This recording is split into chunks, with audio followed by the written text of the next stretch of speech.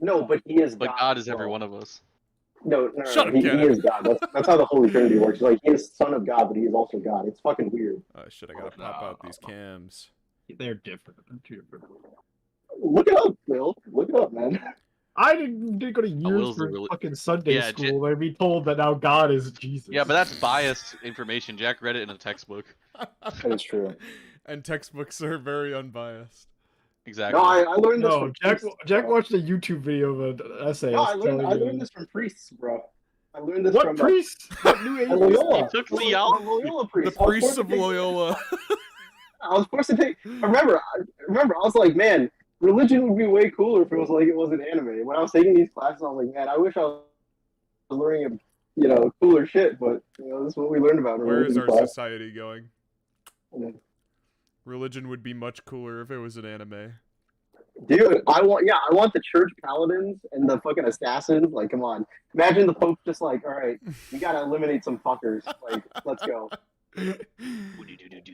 Send him out.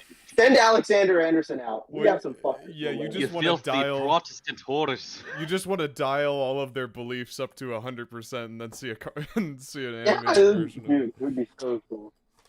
Dude, imagine. I'm imagining it would be pretty cool.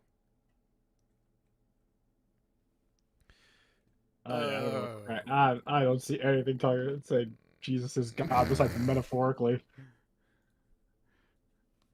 Do you need it to be stated directly, Will? Is there no interpretation? All I'm saying is that for like 18 years I was in the religious world and I'd never heard once that Jesus is God.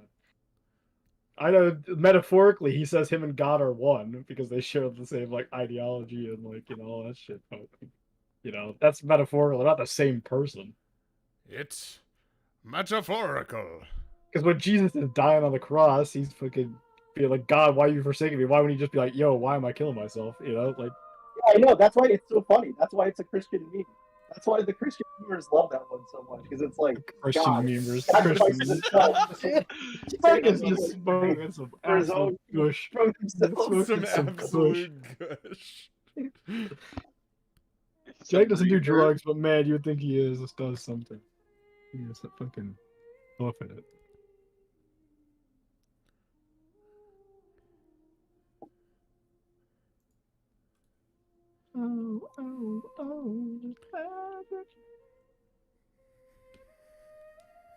Alright. We're live. Sorry, It's, Will. I was talking about say a Trinitarian slur. Christians. You can look it up, but this is a It's Trinitarian Christian belief. I don't know what the fuck a Trinitarian Christian. It's the people who believe in the Trinity. The Father. Which I'm What sure do you they're believe in? Apparently, Not this is a subject of debate within Christianity. So you What do you believe in? Not that. not that. There's the Holy Trinity. I've heard of that, but You that's don't believe in it though? that's the Father, Son, the Holy. I had never heard once in my life, in 18 years of being in Catholic school and in church, that God is Jesus. There was always the That's how- separation. That's how the Trinity works. The Father is not the Trinity's Son, is not the metaphorical. Holy Spirit. So the Father is not the Son, metaphorical. is not the Holy Spirit, is not the Father. But they are all God. Boom. No, this is all metaphors. This is exactly what I wanted in my religion. No, look it up. campaign. Look it up. That's how the Trinity works. The Son is not the Father, is not the Holy Spirit. Is they're not each other, but they're all God. Right. Oh. That is how it works. If you're I just have saying to agree. metaphorically they're all part of the Trinity, therefore they are all one, it doesn't mean. I thought you were saying that Jesus and God are the same person, and God goes down to earth as Jesus and was just hanging out as to hang out. I mean, the concept of God as a person is a bit. Because that would defeat the entire purpose What kind of of game designer sending wouldn't want to play Jesus. his own game? he didn't remember why he wanted to play He's- his own game. God is Heathcliff. Okay, I'm telling you, bro. I'm telling you.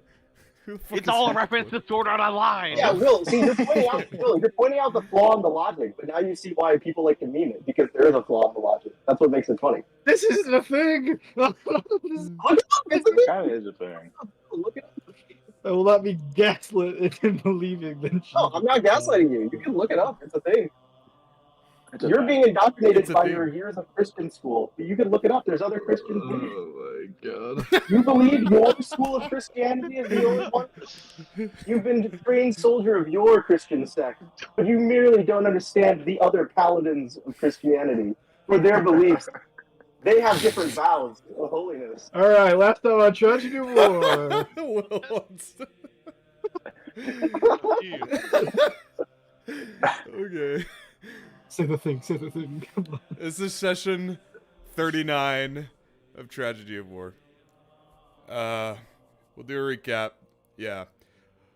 Last time on Tragedy of War. The session began with the faithful few facing off against the surviving Utale, Jorma's oldest brother, George, and Mulka, High Necromancer of Forlorn, atop Mount Ukarana, the corrupted Weatherstone channeling this Necronimbus storm in the background of their battle. Jorma split off from the main fight to face off against George. Jorma got down twice throughout their epic duel, but with the help of his allies, Brelikk especially, via Alex, Jorma was able to escape the cold clutches of death each time and defeat his brother. Once all of the surviving Utale had fallen, along with their leader, the party set their sights on Mulka, the only enemy which remained. It was clear he was a powerful caster, raising the dead Utale to fight for him once more. Alex, however, was able to dispatch of them quickly. Jorma, driven by this passionate hatred for what this Dragonborn had done to his people, his land, and his brothers, charged up to the peak of Mount Ukarana. Without an inkling of fear in his heart, he came face to face against Mulka, making his first and final move. Mulka seized Jorma mid-lunge by the throat with a decaying skeletal arm. Heavy necrosis spread throughout Jorma's body, bits and pieces of his flesh falling to the floor, features sunken and withered, until he was nothing more than just another corpse. The rest of the party was able to overcome Mulka through their sheer force of numbers. By the end of the fight, Alex was downed, deactivated, or in sleep state. Vopa, the kobold prisoner of war, was killed by an ice blast, and Jorma had died once again as a corpse. With the mountain crumbling beneath him, Rolland knelt before Jorma. The session ended with the Necronimbus storm still raging, Mount Ukarana cracking and crumbling beneath the faithful few, slowly, and Rolland attempting to bring Jorma back from death.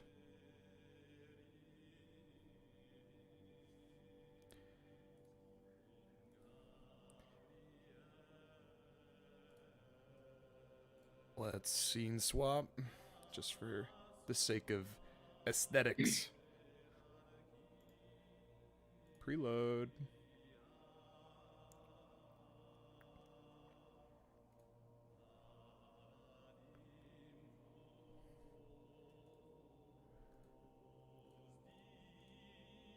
Oh, I didn't think I'd do this, but let's try this music.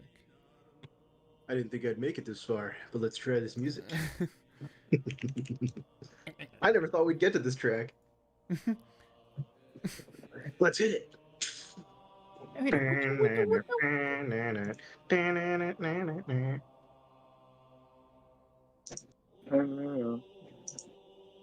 What's the matter with the time?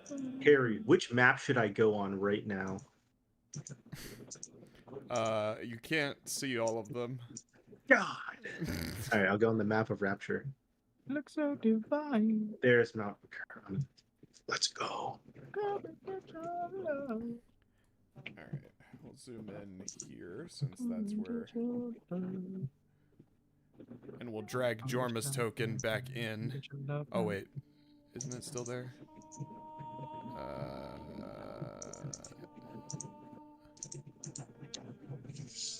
What's that noise?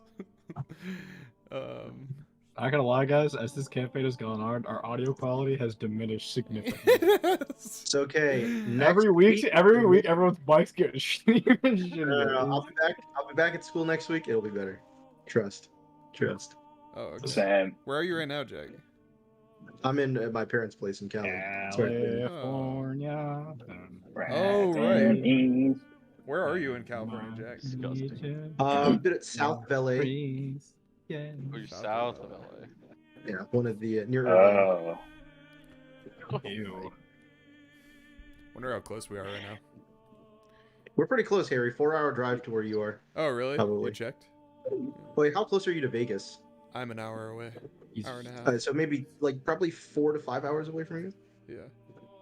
Not bad. Who am I looking for? Will, Jorma. Oh, Jorma's token's right there. I see. Yeah, I was carrying you, remember? Are you? No. Okay. Mike. What up, what up?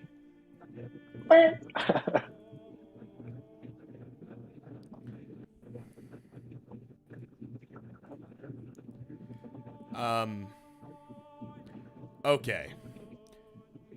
Oh, What is that noise, Jack? I will mute myself when I'm not speaking. That is a fan because I like to have my room be- Oh, so funny. Yeah, you like being in a wind turbine? Oh, It's yeah. not a wind turbine. It's just every now and then it just goes. Welcome to that Blue Yeti big gain, and it's like across the table. It's like a solid 2 feet away from my face. When you talk, it's fine. It's just when you're not talking, it just goes. Yeah, exactly. It's because the gain is up.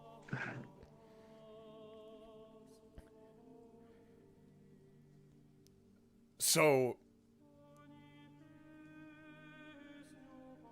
the scene is as I've said it. Wait, guys, can we get Kev's reaction to him like trapping the soul of? Because this was the big part that we missed last session. Mike, We you're didn't get here to have now. the Kev roleplay him trapping the soul. That is the fucking base part. It was one of the last things that happened in the session, Mike. All right. So He's this like, oh, sweet. this wispy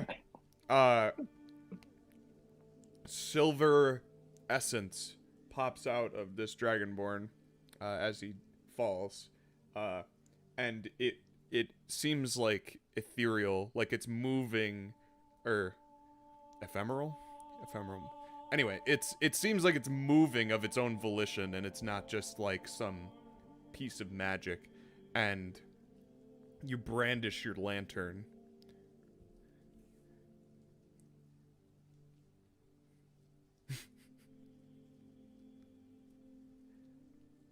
And it You got any one-liners? is it trapped in there now? That's the soul. You cast Soul Cage, and the essence it's flitting away from the peak of Mount Ukarana, and before it can disappear into the clouds of the storm, you hold up the lantern, and the cage door opens, and it stops, and you can feel it fighting back against the pull of the cage, but you successfully drag this soul into behind the bars, and the gate slides shut as you hold this silver bulb within your little bird cage of yours. It's kind of thumping around a little bit.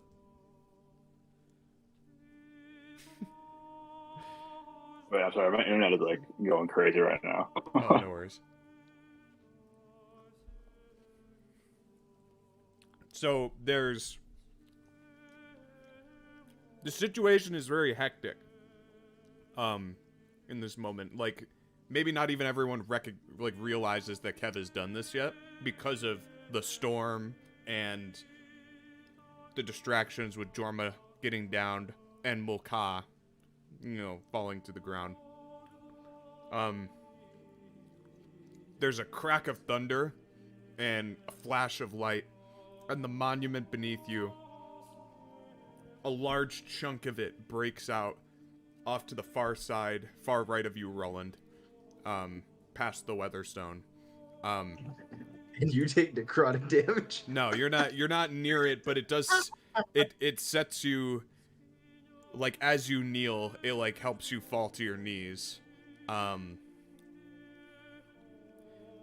And this large piece just goes tumbling down the mountain, and so you hear, like, a loud, the deafening sound that it would have made is drowned out by another crash of thunder. It doesn't seem like there's a whole lot of time in this situation. The Weatherstone is still channeling necrotic energy into the sky, and Rolland, you are kneeling over Jorma. What do you do? So I cast the spell, and I don't see like any effect really. So right now. So how do you cast the spell?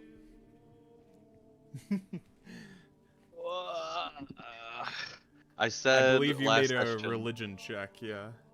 Yeah, last session pretty good. I did make a religion check, but I said I like knelt down and I actually Yes. grabbed his holy symbol Yes. of Aewa to like and pulled it up his neck slightly Mhm. to try and like cast a spell. Yes, I remember you actually had a little bit of a monologue, so I won't make you do that again, but Jorma. I ask him that if he has something to fight for to do it.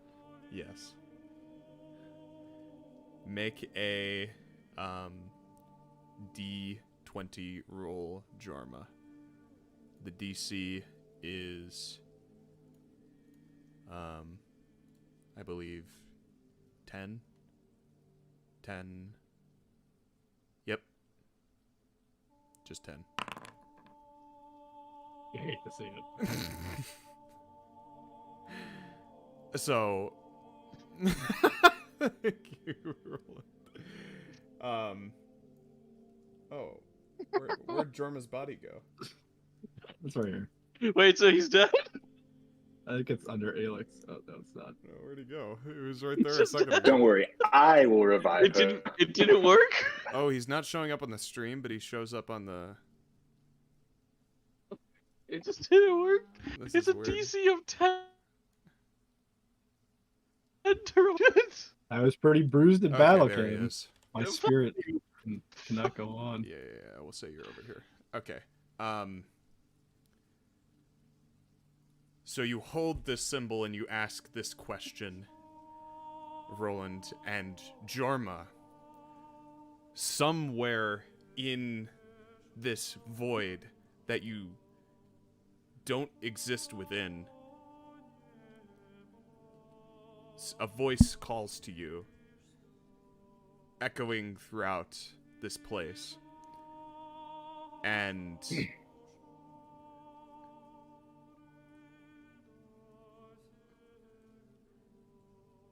you, even if you wanted to accept this proposal, you are unable to locate the source of this voice that is calling to you. Yeah, use your portent roll. Is that possible? want me to Can give he him a do low that? You want me to It's a give him- any this is- D20 no, roll. This is like I don't think that's how that works. I'm pretty sure No. there's actually specific ones. But also, I'm out of portents, and also it would have been like a 6 if I gave him a portent roll. So yeah.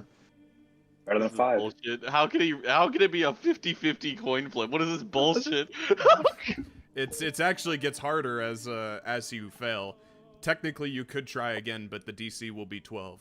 and you'd need another spell slot. But it's also been long. How much time needs to pass before Revivify? Is it only a minute? A minute, yeah. Yeah. But this isn't definitely- Revivify, yeah. Definitely a minute has passed, so you would only be raised dead. That you could do here. And a minute has passed for Vopa at this point as well, so. Well, Look guys, for we're Elix. just I gonna go over Vopa. and I like, Vopa, I can't believe I forgot. Oh my god. David, you tried to save him. You used a 5th level spell. Roland's a hero, remember? Oh no, sorry, Yeah. Kev's a hero. Roland was like, Kev, Kev, you do you must go save to Vopa, and more Kev's Vopa? like, 5th level counterspell to save Vopa. And then then Roland's like, oh wait, I thought Maladar, what's the guy's name? The villain's name? Meladar? Maladar? Yeah. Mulcahy? Mulcahy. Oh shit, yeah, I yeah. thought Mulcahy was shooting something at Elix. Whoops. So Yeah, you're Jack. holding this you're holding his necklace, his holy symbol, and this necrotic energy, pure necrotic, so it's not evil, is coursing through your arm that is holding the pendant, and it's funneling into the stone, or the bone necklace, which was given by Joron, and the spell ends, but everyone nearby would have seen this flash of bright light come from the two of them on the ground together, covered in blood. And then the light fades, and there's no effect, seemingly, on Jorma. He is well and truly gone. Damn. I take I'll take the necklace and I'll just like take it off, almost like taking off dog tags. Nice. Brother. And I look up at Brelikk, who's not here. And I say to him, This party's getting I hope smaller you're- and smaller. do you feel like you helped Jorma? God, where's Matt, man? You would say, Zug Zug.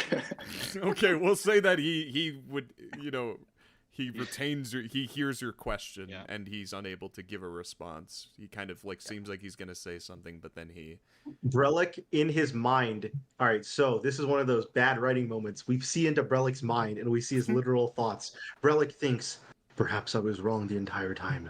Jorma wasn't evil. Maybe Misk isn't evil either.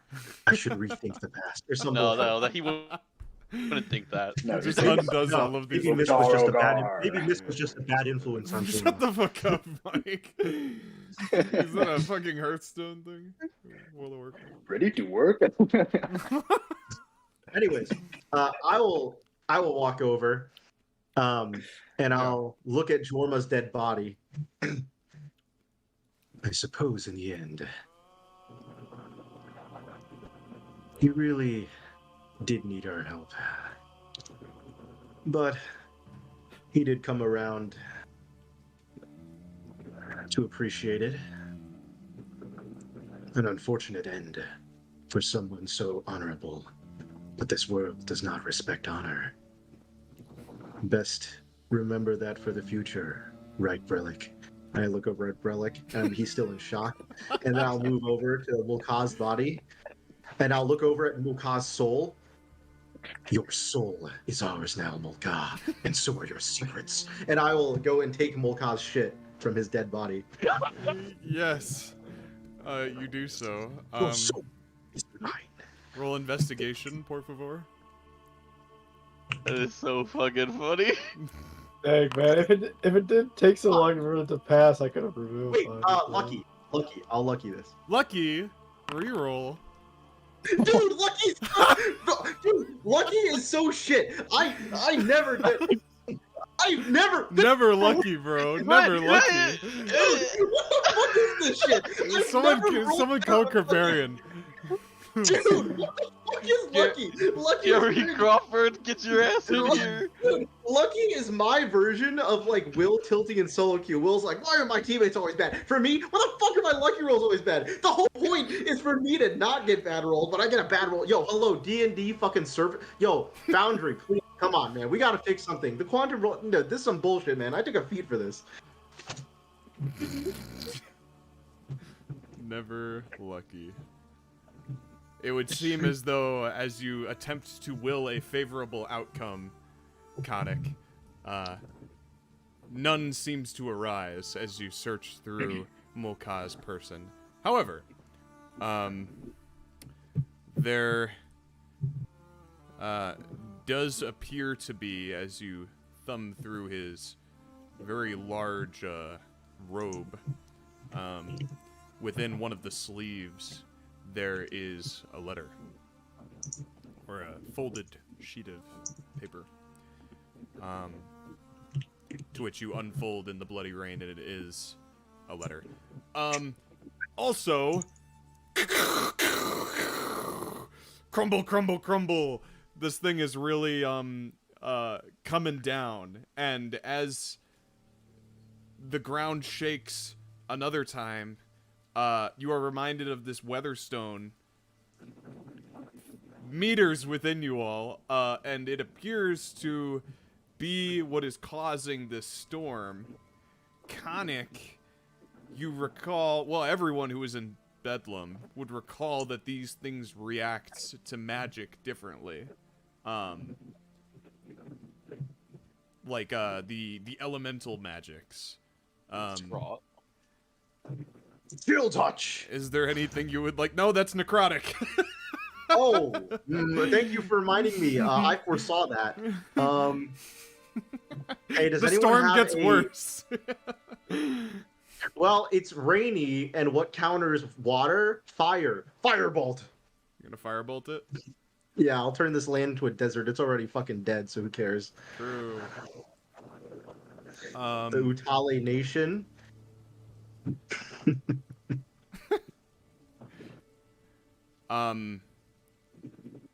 So the fire hits it, and it's almost as if as it connects, there's this red sheen that disperses along the weatherstone, and the pillar of necrotic energy funneling into the sky does not seem to react to this element. I have an idea. Rolland, your radiant magic. We need something to counter necrotic. Hit that with your strongest smite from Aewa. Can I make like an Destroy the intelligence check? stone that plagues the land. He shouts over the crashing thunder. Destroy it! No. I hope with this, the death of a necromancer, that we've made a positive change here. I'll walk up, and I'll try and divine smite this whole thing. And if you say anything like for Aewa or like any cool shit. Aewa, charge my blade, and I walk up, and then I just fucking smash it. Okay.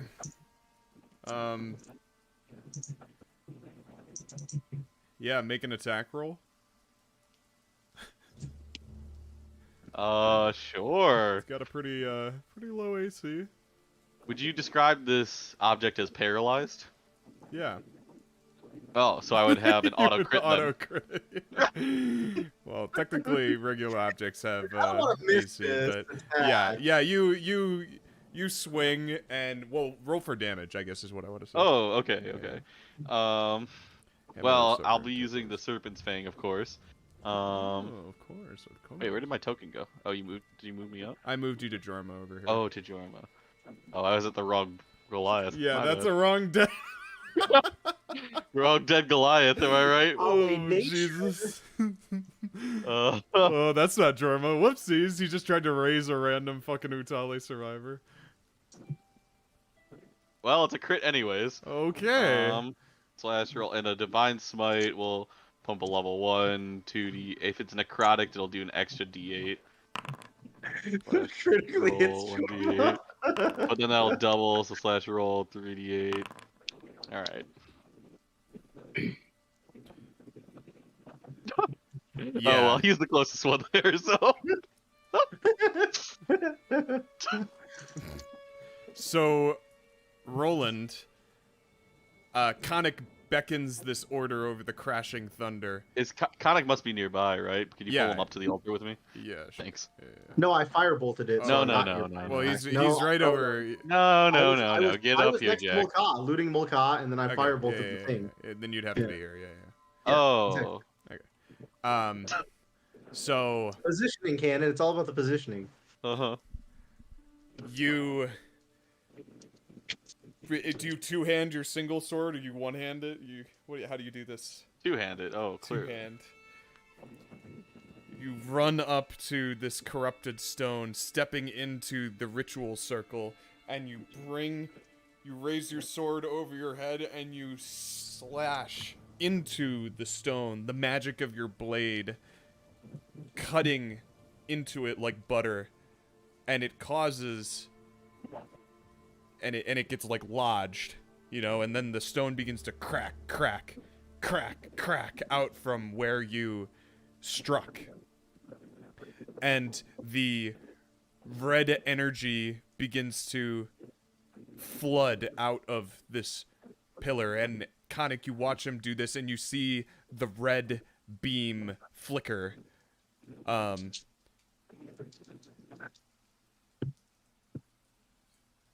Rolland, your intuition is that this thing is going to kaboom if you don't get away from it soon. I take a couple steps back, and I yell back, "It seems it worked a little too well. Let's evacuate!" And you dash away from this, getting away as far as you can. Would any of else would have looted while Khanek was looting? It's a good question. Roland was preoccupied, but I figure anyone else who wasn't talking might have been able to. I would have been too busy sobbing uncontrollably. So. Alex doesn't loot, and Brelikk probably is standing around. Relic would loot. Please. No, he wouldn't. He's not here. Alright. Alex would pick up Jorma's body if he could not res him Yeah. All right, yeah. He picks him up. and bring him down. That's it. Roland loots on the way out. Yeah. Yep. Hands off the chest. What do you want to loot? I run away. What would you like to loot on the way out, Roland? Jorma's brother. I want to look for anything to his Alright, well, connection. that's not his with brother, Molka. so his brother's all the way down here. Oh, okay, I'll do. They all look the same, Harry. You're gonna Yeah. loot They Jorma's really- brother's dead body? Listen. Let me put. Potato. Why don't you just loot Jorma? Because Alex is grabbing Jorma. Oh, so we can loot him and his brother. I mean, I could just grab his body. That's fine. Maybe they want to be buried next to each other. Fight for eternity, you know. So as you get to the bottom of this, of the bottom of the top of Mount Ukarana, and you're down by George, this pillar, just the necrotic energy builds and builds and builds until it emits a pretty hefty explosion. Not one that reaches any of you all, so long as you're down at the bottom.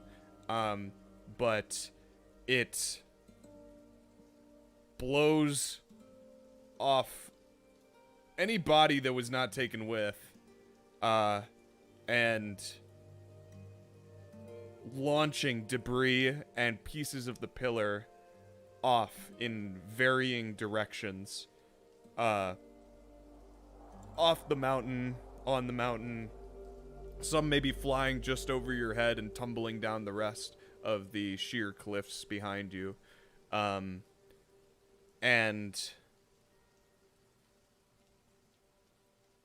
once the sound of the explosion dissipates, the red energy left behind by the explosion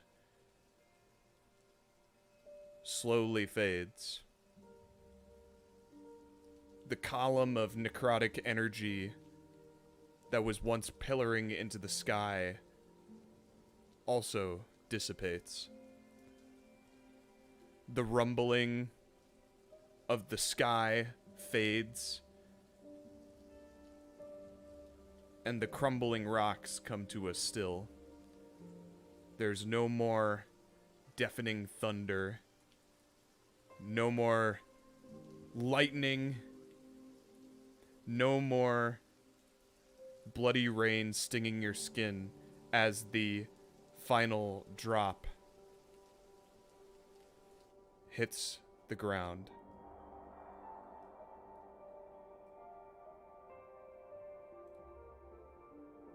The swirling storm above has slowed to a stop, and the light of the day begins to break through them. God rays shining down over the mountain, illuminating all the dead that lay atop its peak and the path that leads up to it.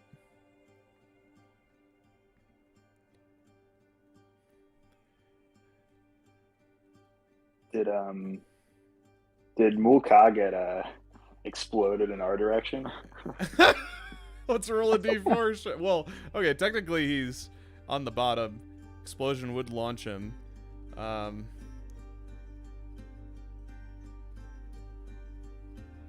Let's say he landed right in front of me. I would say he lands. Well, he's flying toward the bottom where you are. But it looks like the momentum is gonna launch him off the cliff after hitting the ground. If you want to try and stop his body from falling completely off the mountain, you can do so. Otherwise... Wait, you cut out there in the middle for me. Right. His body is basically gonna hit the ground, and then the momentum's gonna carry him off the edge. If you would like to try and stop him, you can. How would you like to stop him? Oh my god. You have his soul. From where I am, can I gust of wind to stop him? You gust of wind to stop him. Oh. Oh my god, is this spell gonna become useful? Ping it for me. I think it. Oh, here. Oh, this is the me. level 1. Yeah. Oh no, this is 5th level. Level 5 now, but I don't think it matters. No, everything No, gets no, no. gets casted. Oh, at level right. 5. Yeah, you're right. He's a warlock, yeah. Yeah. You would be able to stop him from being pushed off the edge by setting up this line. Like, you see him flying off, you quickly position yourself at the bottom, since you guys are already there by the time it explodes, and you are able to very quick thinking, point your gust of wind against the blast, and he's flying toward you all, but kind of slowly falls to the bottom, being picked up by this wind, and then pushed back up against this wall over here.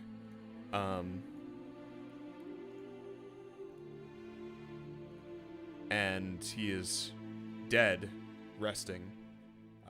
Grayer than he was before. The metallic hue the metallic silverish hue of his scales is now decaying, much like the dead on the mountain. Whoops. Yeah, no. It made me put a template Yeah, down. it made you put one down, yeah. And so Mulka is now down at the bottom. The sky has broken open into kind of this new day, purifying the top of the mountain. Where's this weather? I think I can control that. Effects, particle, rain. Save. The rain has stopped. The necrotic crystals on the mountain all around you, I'm leaving them, like, on for now, but the light of those crystals fade away. I'm leaving them on so you can see the map still. But the light of those crystals would also fade. And even begin to crumble themselves just into little shards of necrotic dust.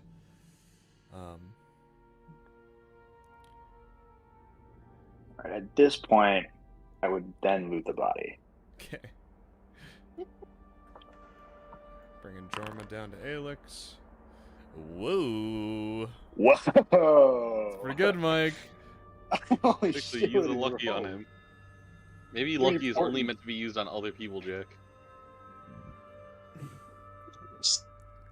Suck my dick. You Important fuck. roll. You think I'm gonna save Lucky for you? Every time you're like, oh Jack, no, Lucky. I can't do that, you dumbass. Read how it works, you fuck. You're always like, oh, Jack only saves Lucky for himself. Because I can only save it for myself. What the fuck are you talking about? Yeah, you like that one, Cannon? Yeah, you like that outburst? Are you sure? I can't use it on your rolls. I can use it on enemy rolls against you, but not on your actual rolls. Oh, I see.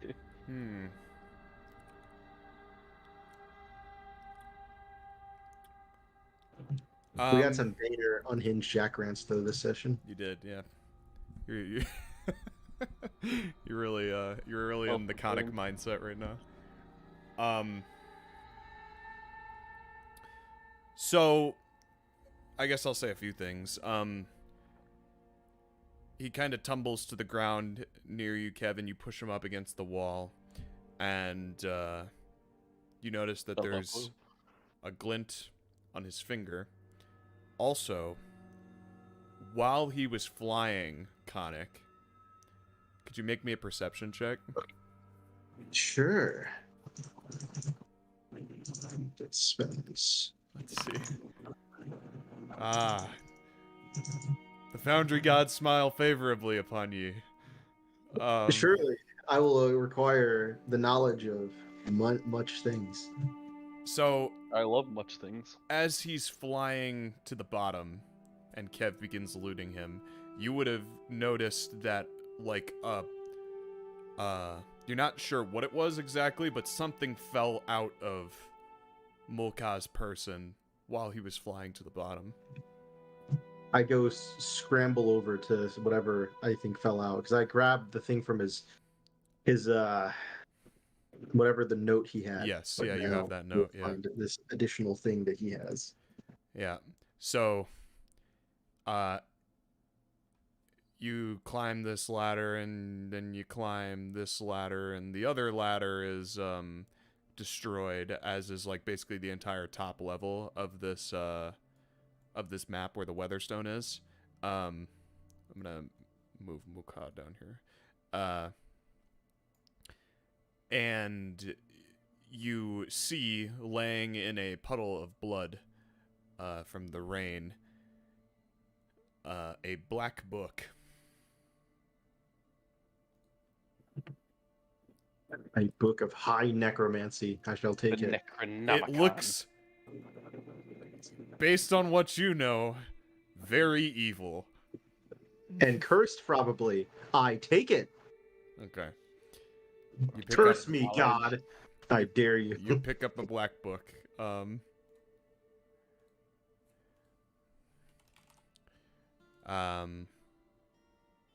Job's done. so you can add Black Book to your inventory. Kev, there's a glint on his finger. Looks like another ring. I take it off of his finger and I examine it. Yeah, so Give it a good look.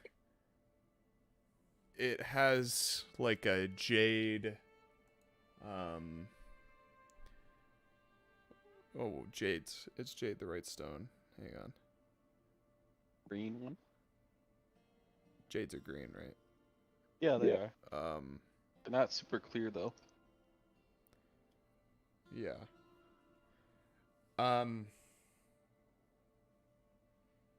They're formed due to pressures between tectonic plates where water is present. I'm doing some quick maths in my head right now.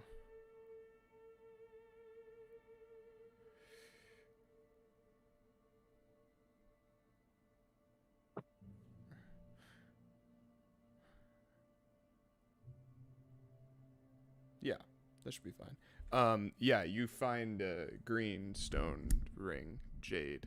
And it's kind of got a gold band.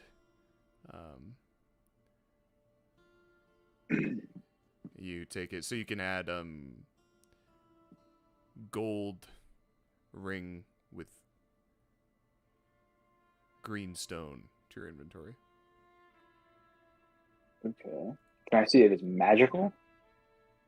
Yeah, you want to check that now? You can make an Arcana check to Yes. see if it's magical. Pretty base at these. Oh, now I roll good. Yeah, you definitely think it's magical. You wear a magical ring all day, so you got pretty good intuition for this stuff. Seeing that it's magical, I'll slap that baby on. Okay. That's a cute ring. So you put it on, and you feel nimble.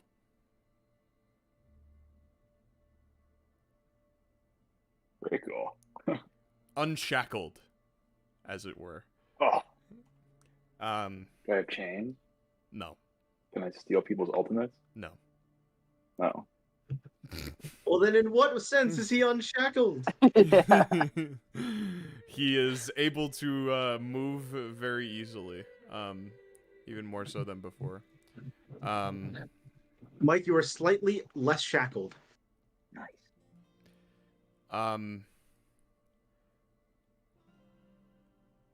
And Khanek. Well. Ah, Oh, you're right. I've already created my. I'll go to Rolland first. Rolland, you're looting George.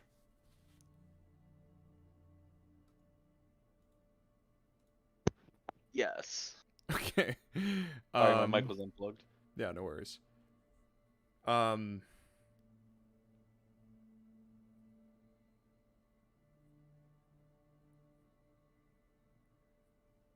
Yeah, I guess. I mean, obviously, I'll take whatever he has, but you know, I guess I'm specifically looking I'll for take his all his shit. connection, any connections or like stuff from Forlorn, I guess. You know. Yeah. I got a 15 earlier, but I can re-roll it if you want me to. Oh no, you're good. You would see his blades still laying atop the rock which he was slain. They have these orange, like topaz gems in the guard, leather-bound handles, and they're two large bastard swords. So they're much larger than the swords you're wielding. But Yeah. Well, we got a lot of dual But wielders he in every was campaign. able to do it. yeah, and they both look more or less the same, mechanically speaking, but stylistically there's slight differences, you know. Your mic's not picking anything up. Thankfully, they happen to have the light property.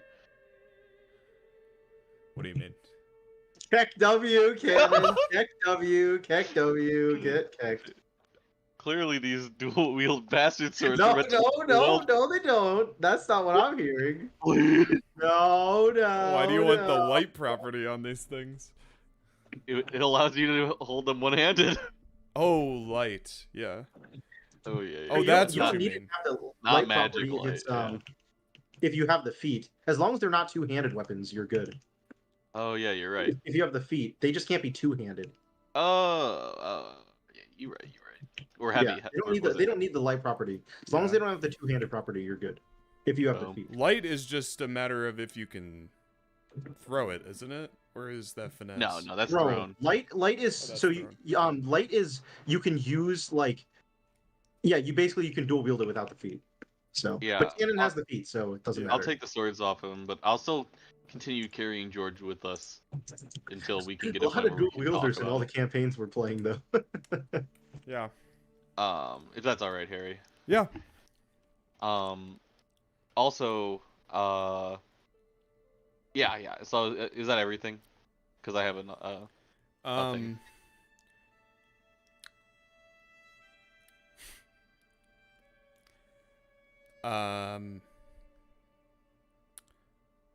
Everything on him looks pretty like nondescript in terms of like magical nature. If you want to roll an Arcana to see if you can sense any other magical items on him, you can. But like he's just coated in this bloody fur armor. Do the swords look like Utale construction or no? Yes. Or is it more? Oh, they do. Okay. Mm-hmm. It's not crude. It's actually much nicer than you thought they would be. You probably wouldn't instinctively think that they are. Right.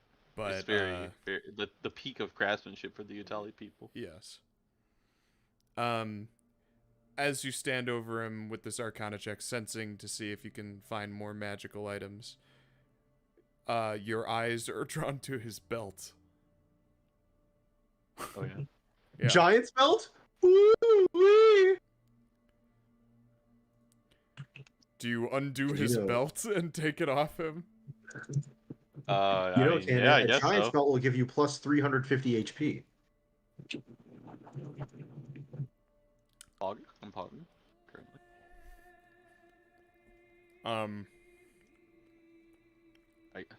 Okay, so you take his belt. It's like a leather, like I said, nondescript leather belt with like a metal buckle, but it feels very magical. So you can add magic leather belt to your inventory. Oh, all right, I do so. And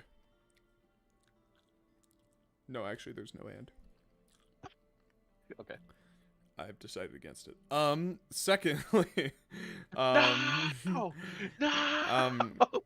If I roll a natural 20 right now, I get it.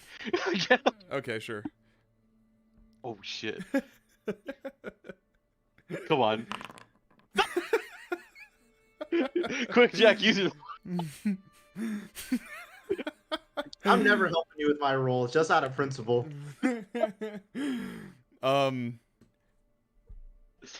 Kev.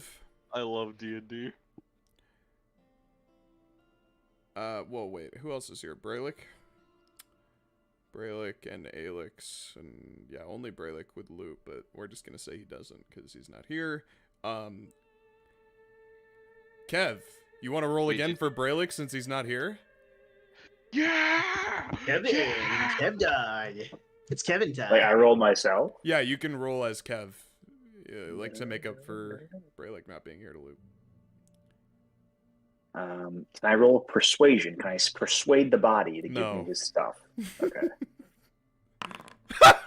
Natural one. You throw yourself off the cliff. You God, fucking... suck. Ain't you, Mike? Wow. Yowzers.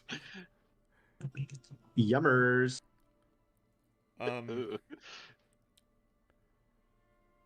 You were convinced that there's nothing left on this guy, so you stand up and you dust yourself off, look at your fancy new ring, you pocket it, and you turn to look at everyone Too busy else. trying to persuade the body. Right. Well. Right.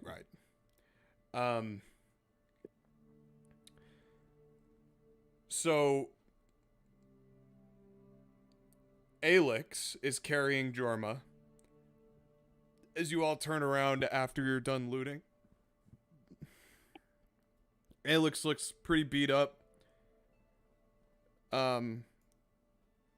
Rolland looks pretty beat up. Everyone else looks generally okay, for better or for worse. And You guys want to Khanek, get off the mountain or take a rest? yeah. What do you guys want to do here? Have we... Pretty sure the ring is unavailable, so for resting. Well, there's no more blood rain, so I feel like resting around will be fine. Yeah. All right. Yeah. Plus, Oh, I yeah. can give us an extra D8 of healing. Okay. Long a rest.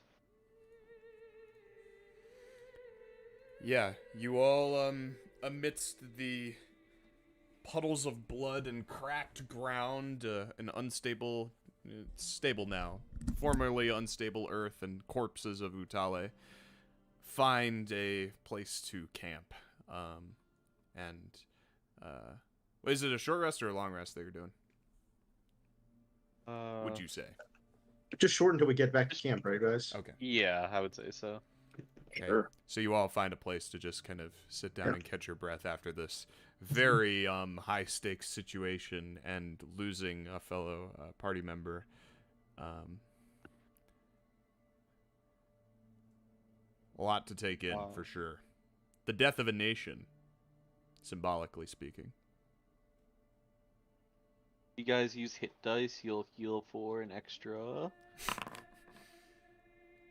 Sorry. 1d16. No, an extra 2. 2. Nice. That's max cap. Wait, you maxed it. Maybe Kev just gets max, alright? Maybe Oh Wait, what no, did I that's just the equation, Harry. Oh, it is. Oh, I see. Did I fuck it? Take it easy.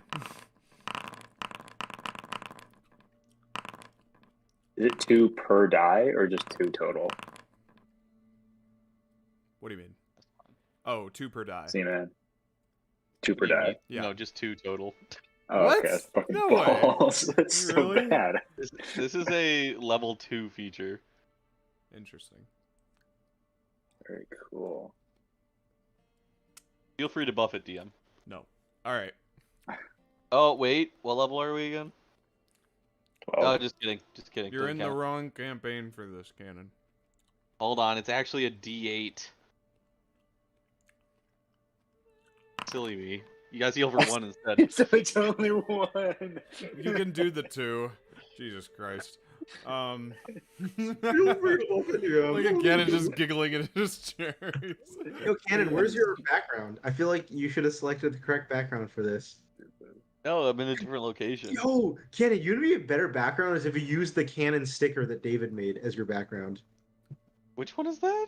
Oh, The no, one I'm with not the fucking many doing Cannon that. faces on I'm not vacation. doing It's so that. good. That's awful.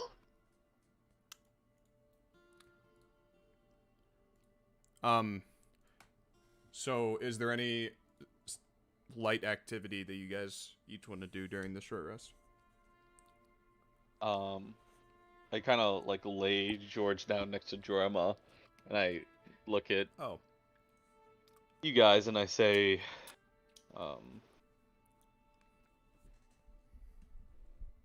think they'd want to be buried next to each other? Well, they certainly don't want to be burned. I think burial would be appropriate here. And you still got 9 days left. To do what? Oh, to Your spell. Oh, that's true. I can keep trying at twice a day. Nope, he's The dead. DC, the DC will keep getting harder and harder, right? Yes. Yeah, but Every it's time not you that fail, bad. yeah. Or succeed. It's like a 12 right now. We got it. Harry, how do you feel about that? What? You trying over and over? Yeah. I mean, you could do that. You'll just be carrying a corpse around with you everywhere you go, which might raise some eyebrows. All right, I throw George in a ditch. Oh, yeah, George, yeah. Pick up Jorma. Pick up Jorma. Well, Alex is carrying Jorma at the moment. I could Alex carry got both it. of them if I High wanted five. Yeah, he could carry Well, both. that's up to Alex. to. I'll I carry set both. George down next to a nice You'll looking carry rock. both? Yeah, I'll carry both. Okay. I'll look at my black book in my short rest. Okay. I say to Khanek, I say, You see him so you holding pull that. Yeah, you see him holding a big bloody black book with a face on the front. Looks like it's screaming. I saw you pull that off of the necromancer's body. That would be correct. Mulkah's prized secrets. I just warn you, tread with caution. I know you are a man of skepticism, but those are dark magics. Skeptical, of course. Why would I not be skeptical of dark magics? You know, I am quite aware of the darkness. Khanek, you're a very interesting character, but those spells, they steal your humanity. There's a cost to pay.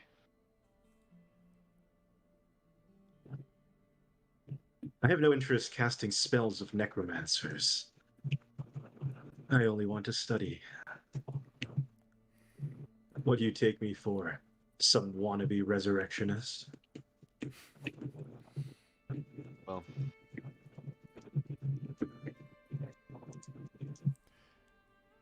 And Khanek, you look down to your book, and it is filled with all kinds of the necrotic research, and That would make Shay Mullins come. yeah. A lot of necrotic research, a lot of rituals, a lot of spells. This is basically what you could consider his spell book. And from what you can gather, just flipping through, stained blood on many of the pages as you turn through them.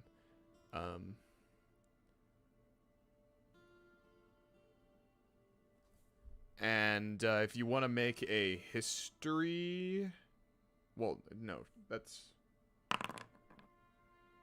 Yeah, I guess it could be a history check. Yeah, you're not entirely sure what much of it means, but... I'm looking at offensive spells that we might potentially run against. I'm not so much interested in learning necrotic spells for usage, but kind of what they might have plans to use against us. Yeah. Don't worry, I'm not some budget Shay Mullins. I'm way more psychotic. Budget Shay Mullins. You hear that, John? You continue reading. Rolland has laid George down next to Alex. Alex has picked him up. Kev, what are you up to?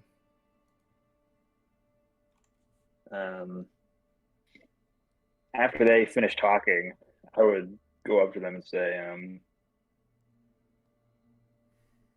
speak soul when I talk to him.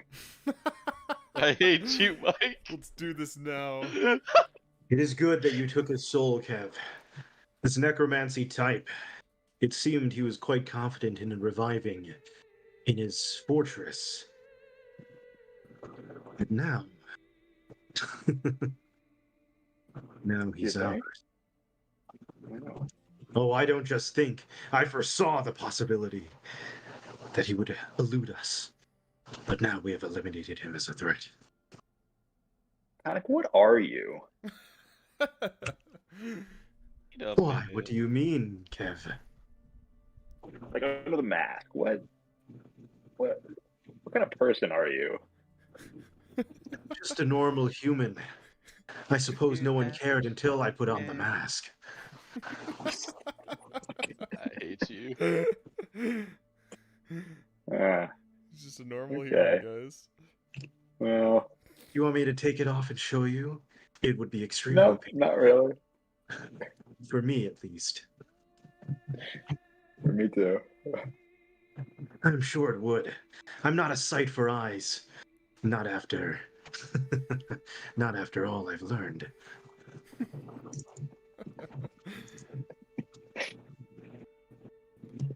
Okay. Well, But that is in which we sacrifice for knowledge.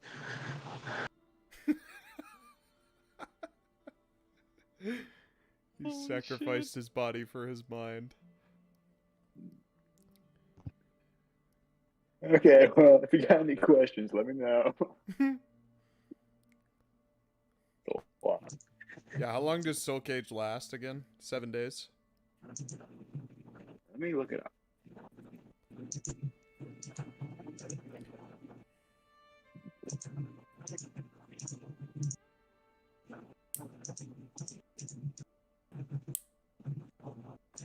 Yeah, Harry, if you want to use the black book as like a plot device for if we encounter future stuff we might not understand, and you'd be like, oh, you read about blah, blah, blah, we can do that if you need. If that's what you want. Just saying. But yeah.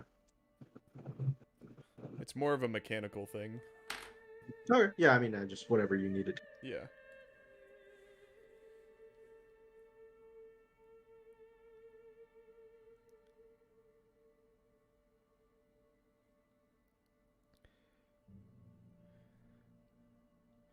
And But it's only up to 8 hours. Oh, okay. So you would need to ask them. Yeah. Sometime. Relatively soon. quickly. Maybe before you. Wait, what long happens rest. to the soul after 8 hours, Mike? Does it vanquish or does it escape? Let's see.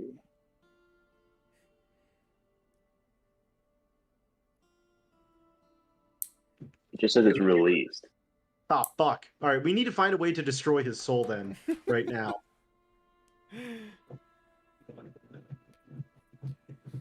Would Kev know that it lasts only 8 hours, Mike? I think the little piece of paper that Jeannie gave me would say that. Yeah. In Wait, in I got an big idea, letters, yeah. What if you put the soul in the... So you have its soul cage, but then what if you transport the soul into your ring, and then he's stuck So- in the ring forever? I think I asked Jeannie that at some point, but I think he said something along the lines of no.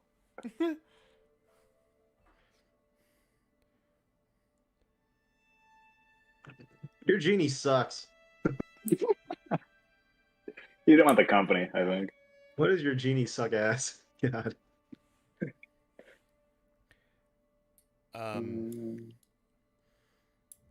So Kev's pondering his soul cage. Khanek, as you sit there with your black book, you look at the bloodied pages, attempting to make sense of it, and you feel unable to for the time being. You recall the note that you also picked up. And I open the note that I'm recalling currently. Okay.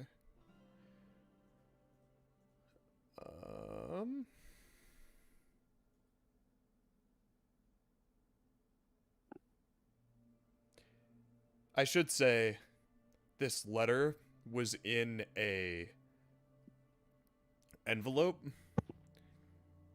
and the envelope had the you remember from your time in Gale, it had the seal of Gale on it. Ooh, spicy. Seal of Gale.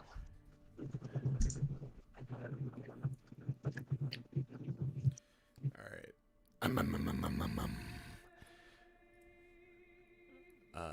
You begin to read the message to yourself. So we'll say that you hear this. Everyone else will hear it out of character, but if you want to relay the information afterward, you can. Hi, Necromancer Mulka. Our plans for the siege of Safeguard move forward. Lord Akko of Gale has rejoined the fold in the wake of Saeoth's return. With our influence and heritage having taken seed, and your progress in the Utale nation, there will be soon no one left to stand against us. Balakazar the Pale has made camp with the usurpers of heritage. When Maladar has fallen, Doramar has agreed to march his people south on Safeguard. Oh fuck! We have to help Maladar. Holy fuck! Lord Akko. I hate you, Matt. Come to the fucking session. Where the fuck is Matt? Also, Rolland, how are you going to fix this? Lord Akko has provided you with transportation. Oh my god. That's in character. Assemble your horde and send That it across the dirty strait. sky ship. The usurpers await your reinforcements with great anticipation. General Osgoth. Damn, it would really help if Brelikk was there for that last part. Wait. All right. So this is a note that Did he was say he sent wasn't to coming today? I'm Mulka, just curious. Yeah, it's addressed to Mulka, and I'll but show it's it to the players asking now. for a guy named General Ozka. It's from a guy named General Osgoth. Oh, okay. God, I love that you named them like fucking Darken, where they all have or Void creatures, where they all have the apostrophe. It's just like Did you say Just like Maladar League had of fallen? Legends. Did I No, get that right? so he's saying once Maladar falls, then we'll have whatever the other guy, Oldar or Oh, some so shit, once take he over falls. Okay. and march upon Safeguard. But the problem is we were told to help take down Maladar, so now this is a fucked situation. Yeah. Where are you, Matt? Where's the main character? Oh god. I'm just curious. Is he coming tonight at all? Maybe, I or could is he? call Oh, Oh my god. oh, Where? he's no call, no show. Yeah, he might Okay. just be asleep. We need him. Matt. He's the protagonist. How can we win the game if there's no protagonist? This will be in the VOD. I always forget that. Matt. How can you play D&D without a protagonist? It doesn't work.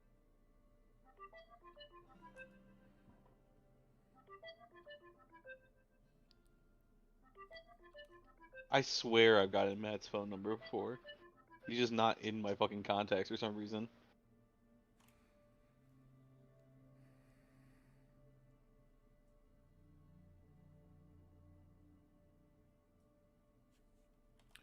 Okay. I called need him, a he didn't pick hero. up. Come and But I'll save ping him me. in Discord and man. So, I mean, with this information, obviously you would want to formulate God, I need to know what Brelikk thinks of this. It's so fucked. I think he could Oh, Matt Welsh sent you a chat. Is it Welshy time? Oh, D&D time, I can't. I have a going away party tonight. That son of a bitch. No, fuck. Ask him. Fuck. Tell him. Let me Just do you send want him me a note and say, what Hold would on, hold on, Brelikk hold do? on. Say, No. respond. I need to know what Brelikk would like think about You this. would Like, convey otherwise- this to Brelikk in character? I'd be like, what the fuck does this mean, and how bad is this for us, basically? I think Brelikk would not be able to, like, he might have an inkling of a decision in his mind, but he wouldn't, like, when you present him with this, it would obviously be a tough choice. Like, it seems like a tough choice for him. And he believes that it doesn't necessarily change your current course if it's still heritage. Correct, You but still now we need will to have get to help Maladar, which Yeah. is fucked. You're not exactly sure where Brelick's allegiance lies in this current moment, but you know that he would still want to return home, especially after you conveyed this He information would. to him.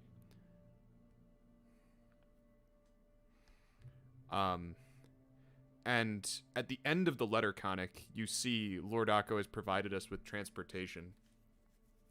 And, you know, you find that odd because you don't see anything immediately. Maybe they have invisible airships now. Roll do you convey this to the rest of the party, including Brelikk? Yeah, of course. I say everything. I honestly just show them the note. I'm Everyone like, okay. there, Alex, Kev, Rolland, Khanek. I can't read. Also, Right. Roland is probably Well, he like reads it freaking to out. you. It's like, oh wait, No, I'm you're just about to speak safeguard? No, no. Well, he reads it to you. Damn it, Roland's Lord Everyone Akko. can make perception checks. Oh god, we're gonna see fucking We look airships up. flying over. We look We're gonna up. see a B-22 bomber fly over now.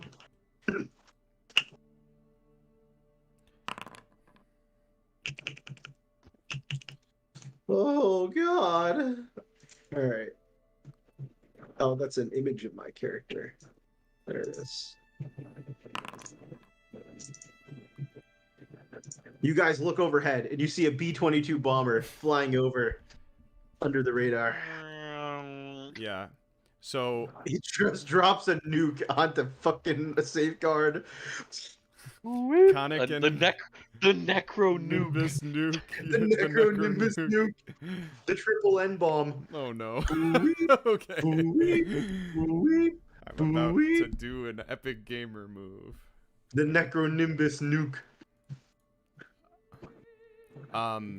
So the Khanek and Kev both immediately look up to the sky. You know, maybe there was some airship hidden within the clouds of the storm and you didn't see them before. Oh, you rolled twice, Khanek? Oh, that's a yeah, we'll just say that's the case. Yeah. Kev and Khanek both look up. Rolland has a dog. Oh,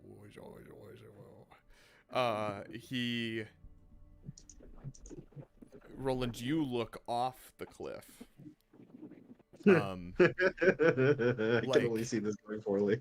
You look down where you came from and toward the coast, which this mountain, it almost lines up with the coast. There's like a little bit of shoreline down below, and down there you see some very strange vessels. They don't look like boats, but they look like something, and they're totally empty. It looks like they're at the bottom of a path that isn't the one you came from. You only you actually it looks like it was traveled by like it's how Molka maybe got up to the mountain in the first place without anyone seeing him. It's almost like it looks like a secret switchback shelf that kind of goes down the side, and it looks like it's crumbled a lot and been destroyed by the crumbling mountain, but it looks traversable, like hiking wise. You point this out to the others? Yeah. Perhaps we can get a better vantage point there or some shit, guys. Maybe. Do you feel healthy enough to make the trek instead of going back to town? I'm saying out of character, but we took a short rest, so I feel like our characters would be pretty. I'm pretty low on spell slots. I'm not gonna lie. No, but it's just to get a vantage point. We're not fighting anyone. So. You know. You know. Yeah, There's no famous last random fucking encounters in words, this bro. campaign. Okay, what do you think this is? The eternity of war? No, this is the tragedy of war, baby. If we No get into a random- fight, I have like no spell slots on Alex. Maybe we. What time of day is it, Harry? It is actually late afternoon. The sun is high and well, it's lower in the sky. The god rays. The clouds have dissipated and now it's basically just the sun on the edge of the horizon. I see.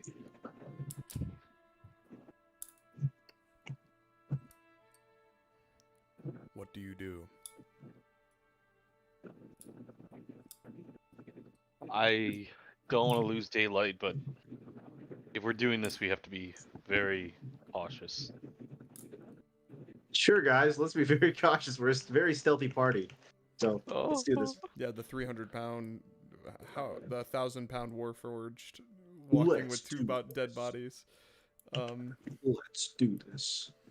Okay, so Rolland Yeah, this is like the worst possible fight I have so far. leads the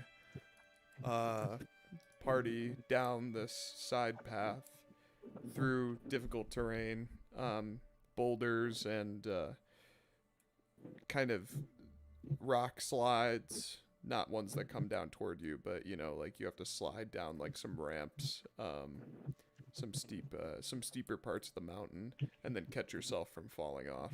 You're all able to collectively do this slowly with each other's help, and you would stop a safe distance above these vessels, which seem to have been left behind, almost abandoned from your perception of it. Roll perception, everybody.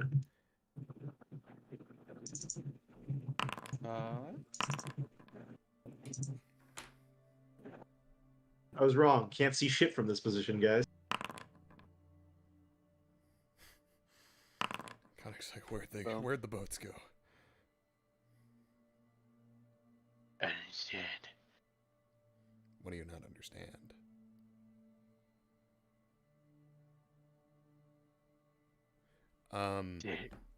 A helicopter.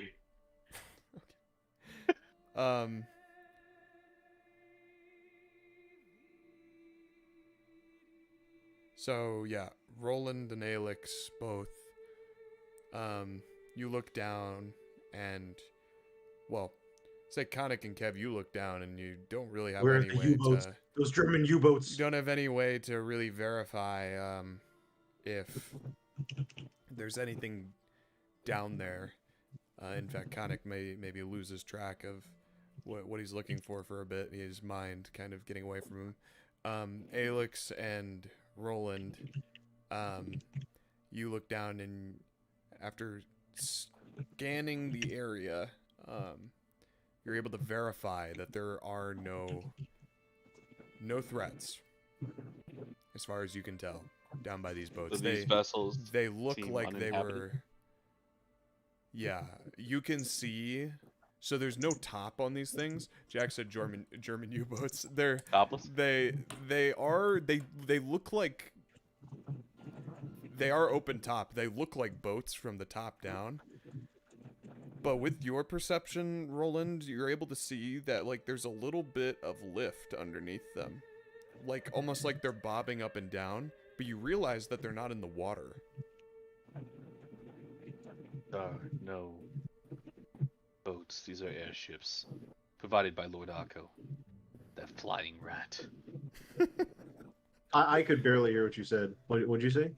I said these are not mere boats. These are airships provided by Lord Akko. That flying rat. I suppose you could have succeeded on your diplomatic mission instead, Roland. Oh, I'm sure that would have worked out.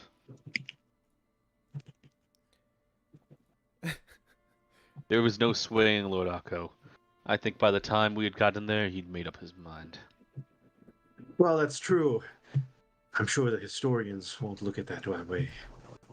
Your name might be shamed in all of Safeguard history if it survives. I don't care about the history books, Khanek. I'm just trying to do what's best for Safeguard. Well, how noble! I suppose we must make our way then toward heritage. If it is true, it seems it is too late to stop this assault on Safeguard.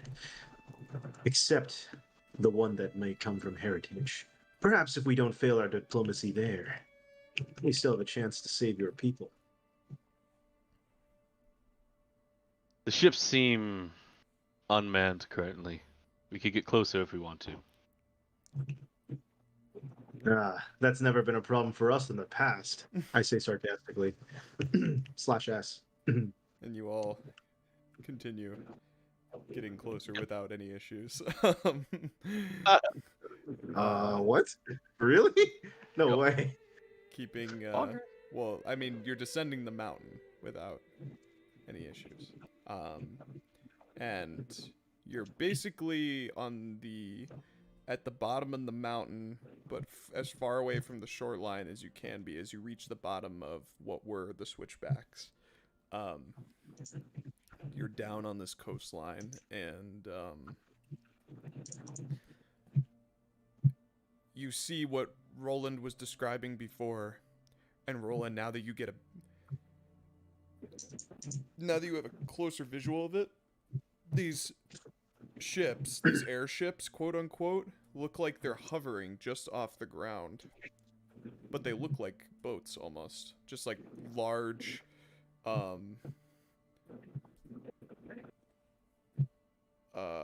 they look magical in nature. It's not like it's hovering, but it's like it doesn't look like it's like technology like Warforged or anything like that. It looks like some kind of magical current that is keeping these things just above the ground.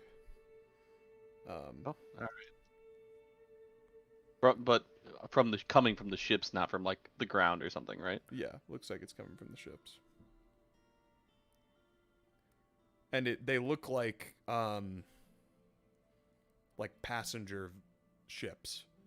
Like in this letter that you were that Khanek read aloud to you, you think that these were supposed to be used to transport the horde over to the mainland of Safeguard and then up to Heritage so that they could be used in the Civil War.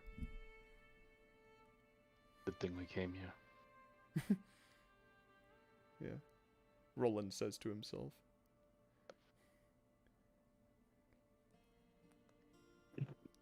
So what? We just fireball these ships and you think this solves the problem?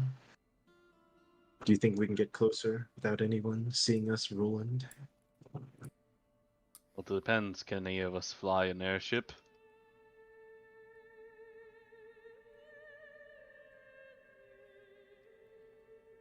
I can try. It's a great attitude. I don't know how, but I'll learn how to do it. That's Mike. Gene might now. Gene might know. Ask Gene then. I can't go in the ring. You can't go in the ring. So as you're looking at this these ships and having this discussion, you all kind of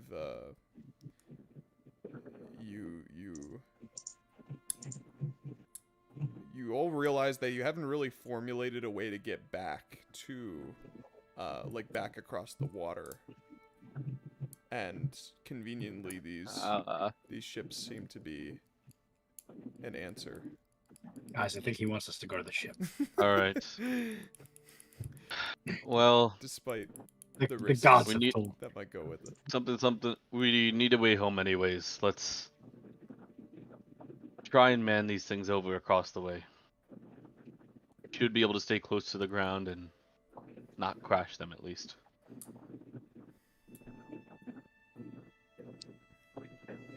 Perhaps you can use that gust spell you were speaking of.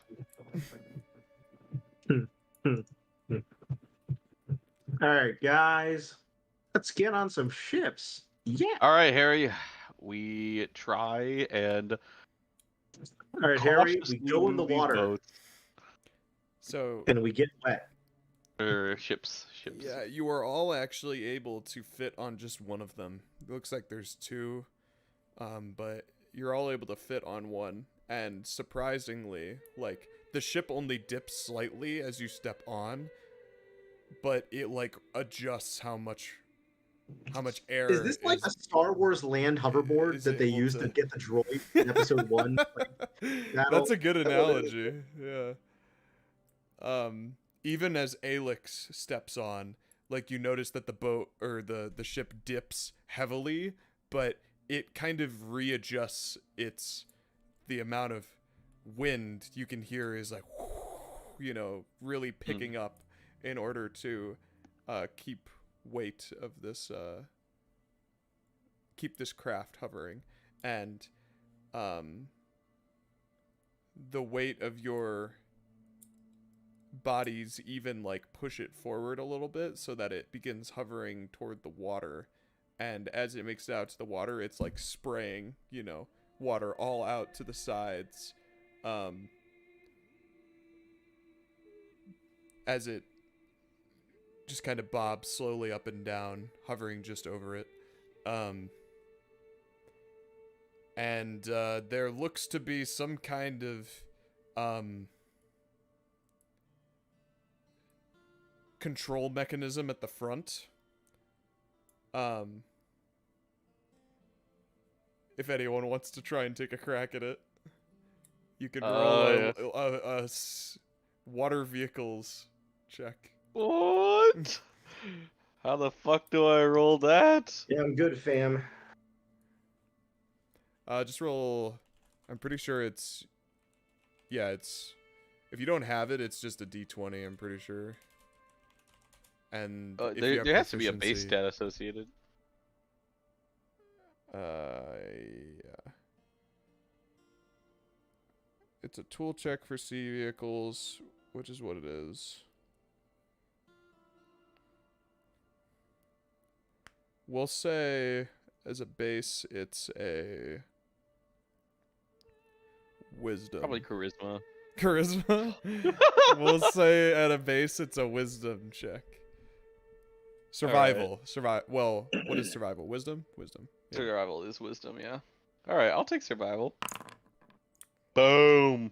It's pretty good. It doesn't look too complicated. It actually looks like it was, it's almost as if these ships were kind of meant to fly themselves to some extent, with how intuitive they are, Rolland. As you basically just place your hand on the mechanism and you do what you think you should, which is like lurch it forward, and the ship just kind of lets out like a kind of a higher gust coming out the back, spraying more water, and you just kind of it slowly moves across the strait between the Utali Nation and the mainland of Safeguard, and it's a very smooth ride. Everyone else turns back to look at Mount Ukarana and the Utali Nation. The sun now illuminating a disheveled and destroyed land. Mount Ukarana being essentially all that remains within the Valley of Monuments. It is just scarred by this massive crack going through, branching all upward toward the top of the mountain.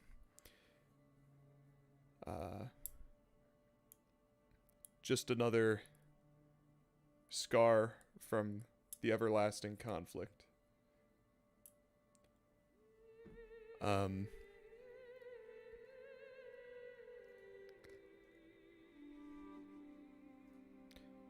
And things get we'll say that the sun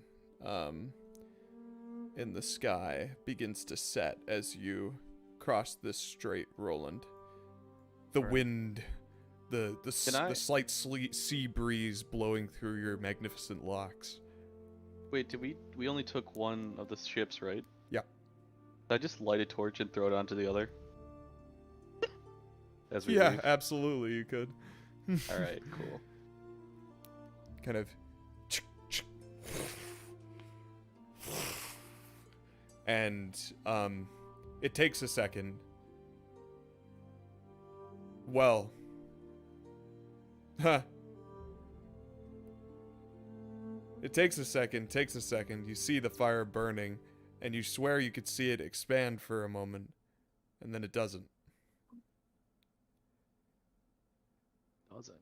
It must be made of that wood.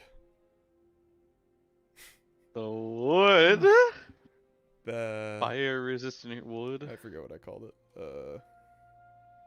Charwood? Necronimbus wood. No. The wood from Gale. That doesn't burn.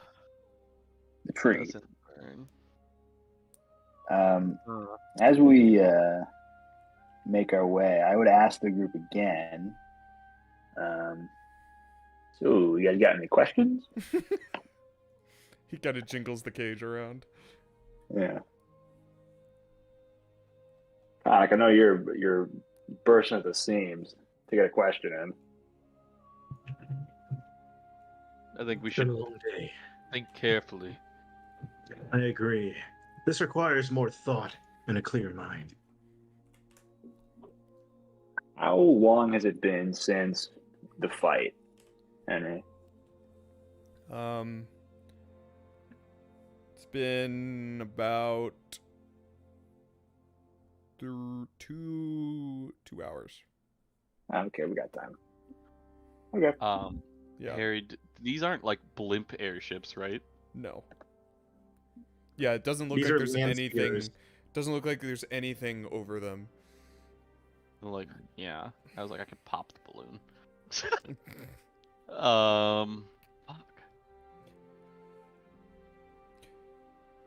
I don't want to leave this other airship just for them to retrieve again.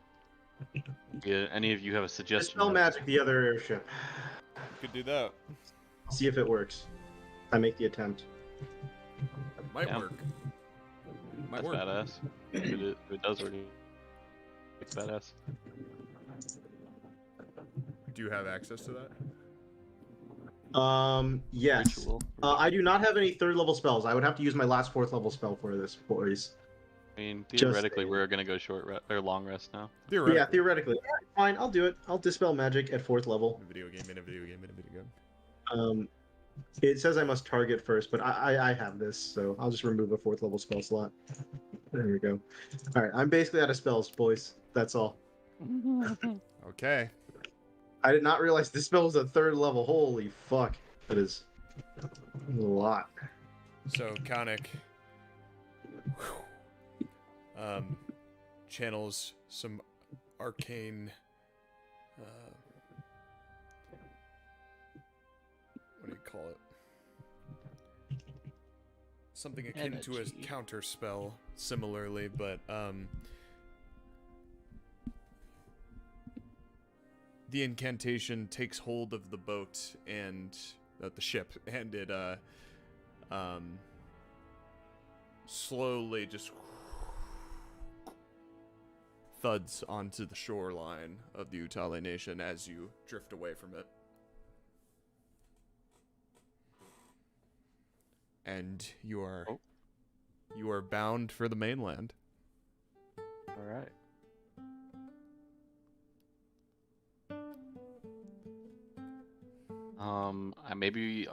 I'll tell them I can man the ship if they want to rest.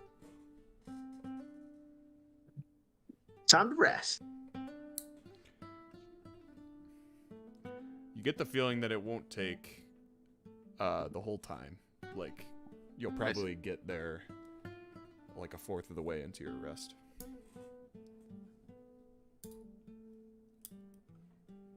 So, in about 2 hours. Okay. With how slow it's moving.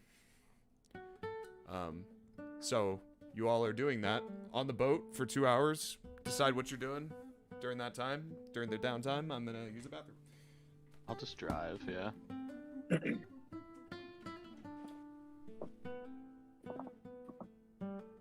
really trying to think of some questions, but not really the idea guy. I mean, really, we should ask questions about Forlorn. Really, we should try to figure out a way to destroy his soul, so when it escapes the soul cage, it doesn't, leave.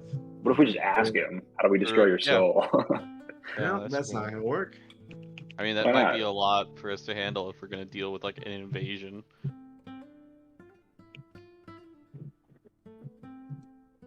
What do you mean it won't work, Jack? What are you talking about? Of course it'll All right, work. try it, then, Mike. He has to tell the truth, and he has to answer the question. Does he in Yeah. soul cage? Yeah. Yeah. Oh, all right. Well, then, all right. We should ask him that then. So we still might not be able to do it, but we could. Yeah, we but could okay, ask. no, I agree. Let's ask him that, and let's see him be upset when we ask him that, and he's unable to do anything about it. With that being gone and us traveling, realistically, Don't say it, Will. Don't fucking say it. alright, I won't. We dump Matt. Don't say the words, Will. I know what you're trying to say. I'm kind of bummed out right now because I knocked my contact out of my eye, so I can't really see anything. Go back in. You don't have Lol. backup glasses? I can't put. I don't want to waste another pair of contacts if I'm just gonna go to bed in like 2 hours. Sure. You have glasses? Nah, for my eyes. Bro. I can't have glasses. There's some Oh, fucking right. prescription that works for them.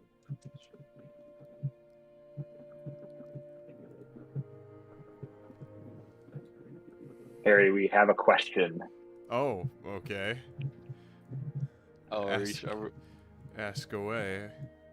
Yeah, we're I Say saying it happens on the boat, we'll say. Sure. I would ask, how do we destroy your soul, bitch? What are you, Jesse Pinkman? Could you ping Bitch. Soul Cage in chat for me Bitch. again? Yeah.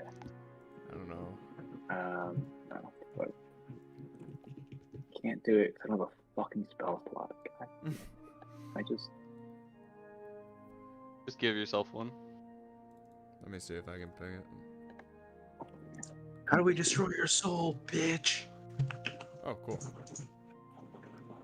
Oh, He can't Nope. keep getting away with it. you're all getting Soul Caged. He can't. So it's the query soul. Yeah. The question.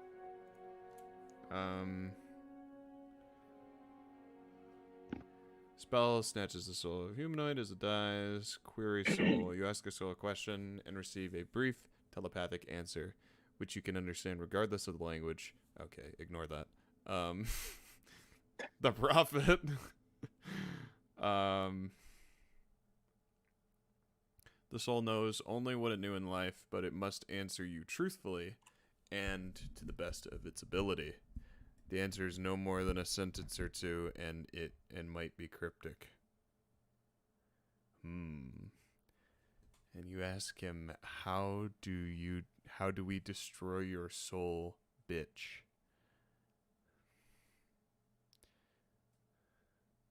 And the soul replies, My soul may only be destroyed fully once its phylactery has been destroyed as well. Fuck. Do we ask him where his phylactery This guy has is? Horcruxes like Voldemort. What the fuck? Yeah, no, I don't know about He's that got one. fucking Horcruxes, bruh. Nah.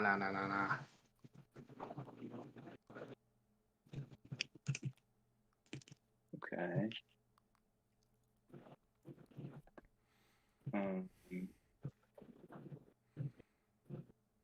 Cool.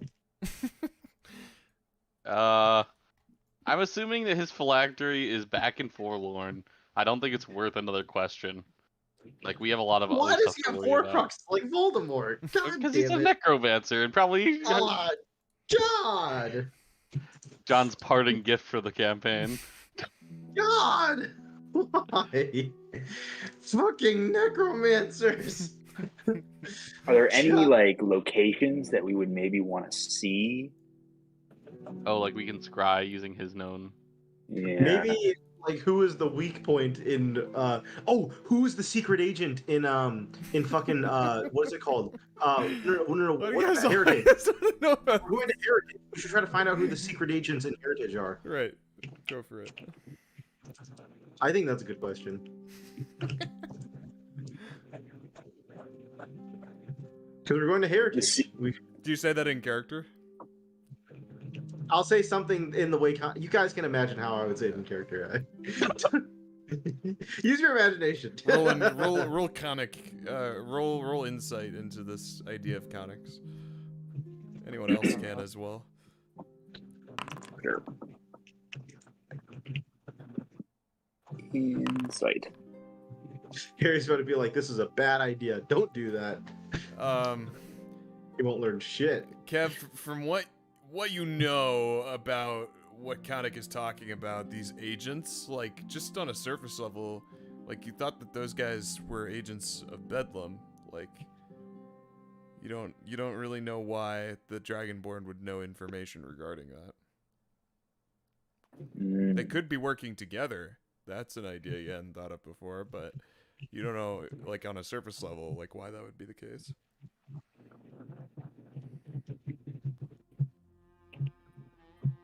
I mean, they were in Safeguard in the library, so my assumption is they were. Well, we did try asking this before, and they didn't know, but still, always looking. The robot, yeah. Yeah, we tried asking the robot before, and he's like, "How would I know?" And we were like, "Fuck, that's true." How would he know?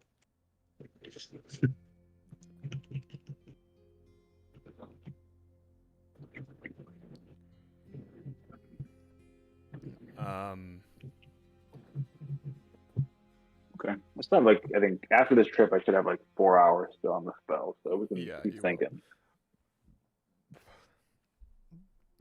And time passes, and eventually your boat kind of hovers out of the water, splashing all behind you back into the strait. And it hovers over the land and remains there for you all to deboard. And Rolland, you stop the ship easily enough. You feel like quite the captain after that. Captain Zorn. Of course. We say Captain Zorn heroically, but the history books will only know that name in shame. Uh-huh. How are you going to fix this, Rolland? So on the map, you guys are here. I gotta draw the line that you guys have made through this journey. How are you going to fix this, Rolland?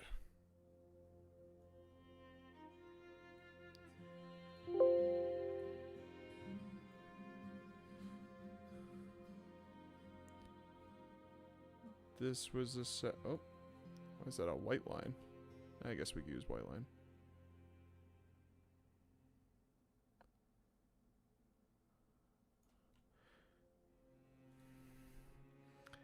And so you all are at this shoreline. Whether or not you stay in the ship is up to you.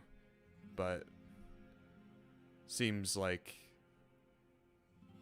it's a very welcoming feeling. Weirdly, especially for you, Rolland, after being in this swamp, necrotic, land. You've all returned now to this once more beautiful landscape of the northern lands of Safeguard, and the grass has Can never we felt so safeguard soft. Skyline at all or no? Safeguard Skyline? Yeah. Yeah, you could definitely see the mountain all the way in the distance. It's very, very far, but yeah.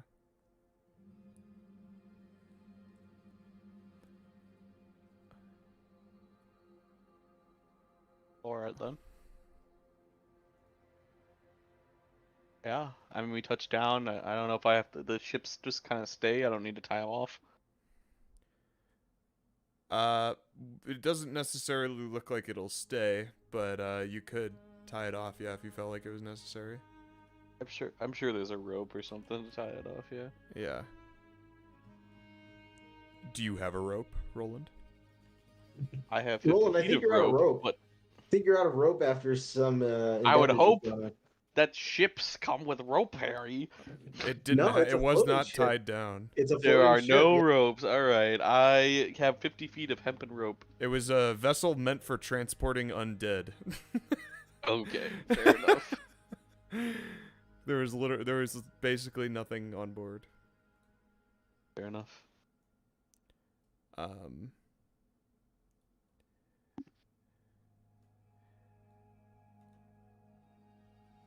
And you all continue taking your long rest.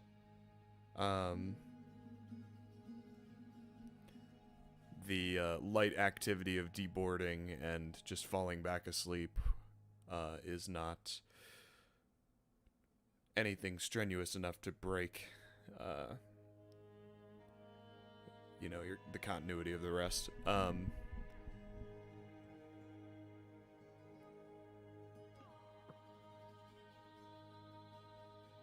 Kev, you have this soul caged necromancer still.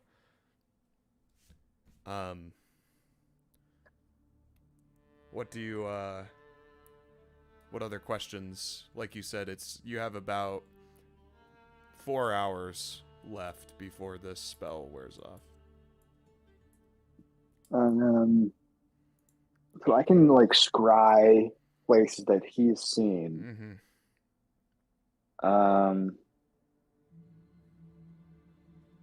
Perhaps just the capital of Forlorn. Yeah, it's so vague though. It could literally just be like a random street. Yeah. I was thinking maybe he like visited Dragons, maybe? Well, I was thinking maybe he visited like the guy in Heritage or something.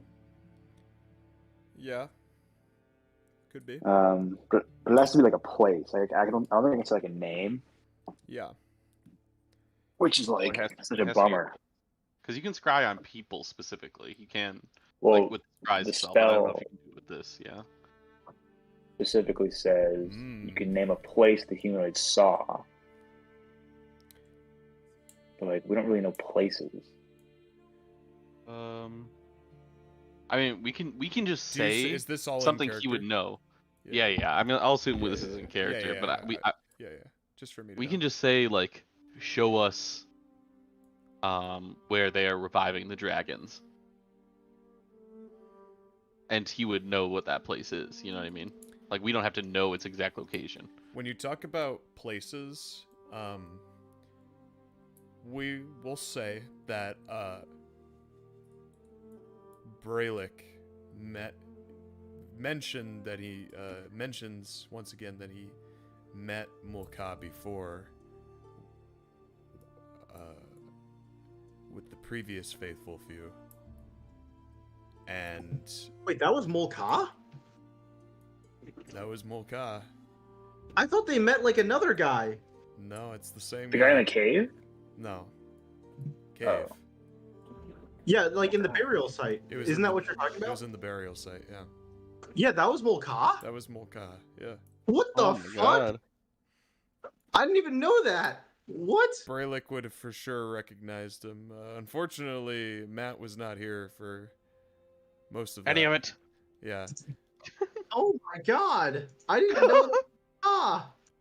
So Brelikk would Holy drop this shit. bomb on Khanek, out of character apparently, and What the fuck? mentioning that he saw him in Cistern in a burial site with dragon skeletons, and he did not tell them why he was there. Ah. That could be a start. Wait, where was this? What country was this again? It was the Cistern burial site that in the cave that one time you guys took a rest and you met Mil. Yeah. I didn't know that was Mulka. It was what the over here is where it was. I grabbed. I thought it was a red Brelick's- dragonborn. I grab Brelick's collar and Oh, I what the say, "You mean to tell me you've known where they were reviving the dragons this entire time?" Where's Matt? Bro, I know we can't do this session without Matt, man. He's so necessary. He's the We could have main deployed character. forces. We This could is have such taken, good role We play. could have sent diplomats to Cistern, Brelikk. God damn it, Brelikk! Okay. Alright. Brelikk would Oh, probably my have bad. not thought it was important.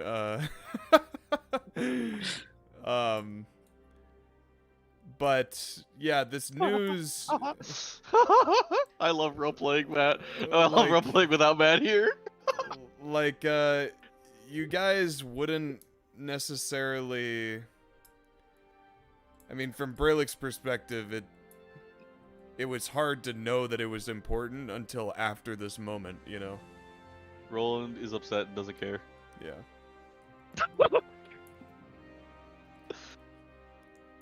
But yeah, he mentions this. Aside from that, out of the options that have been said, yeah, the capital in Forlorn, where the dragons are being revived, Sure. I'll ask him, Oh my god. where are the dragons being revived? Where are specifically. the dragons No, going? well, we'll do this. We'll do the scry. Oh well, actually, the answer might be better because it could be multiple places or something.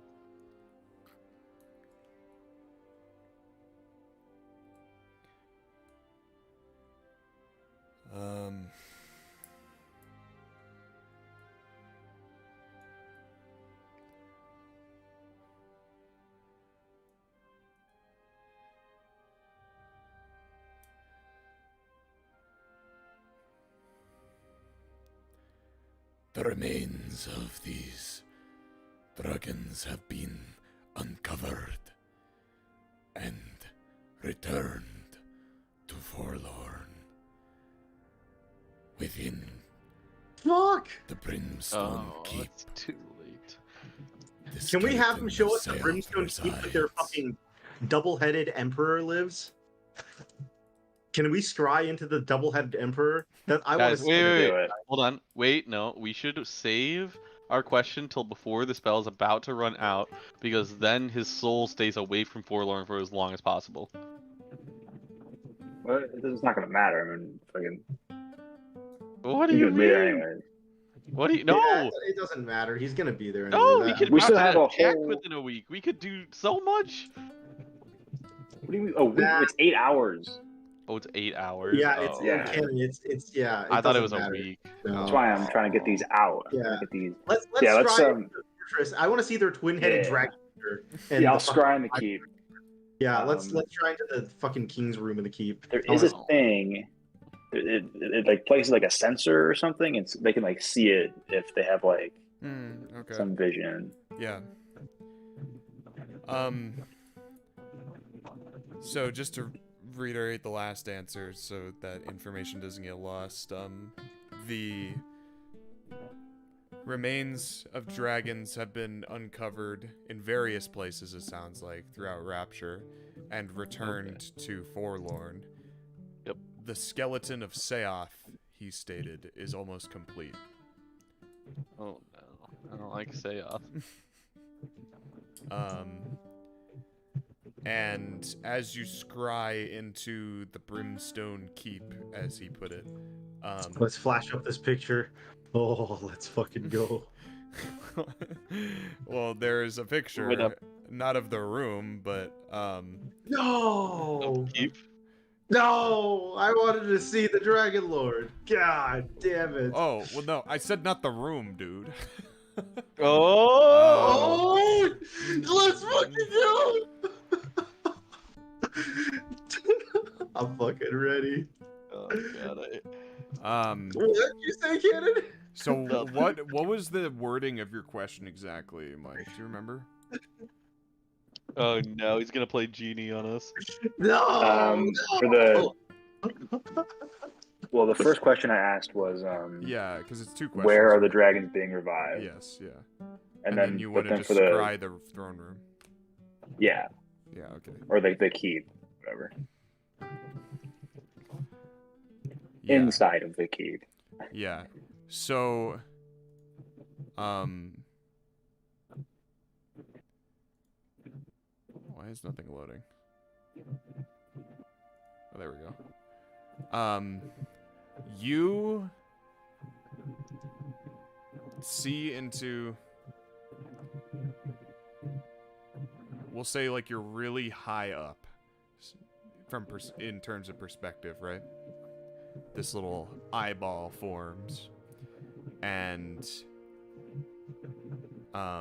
you can definitely tell the ceilings are very high in this place because of the perspective that you hold.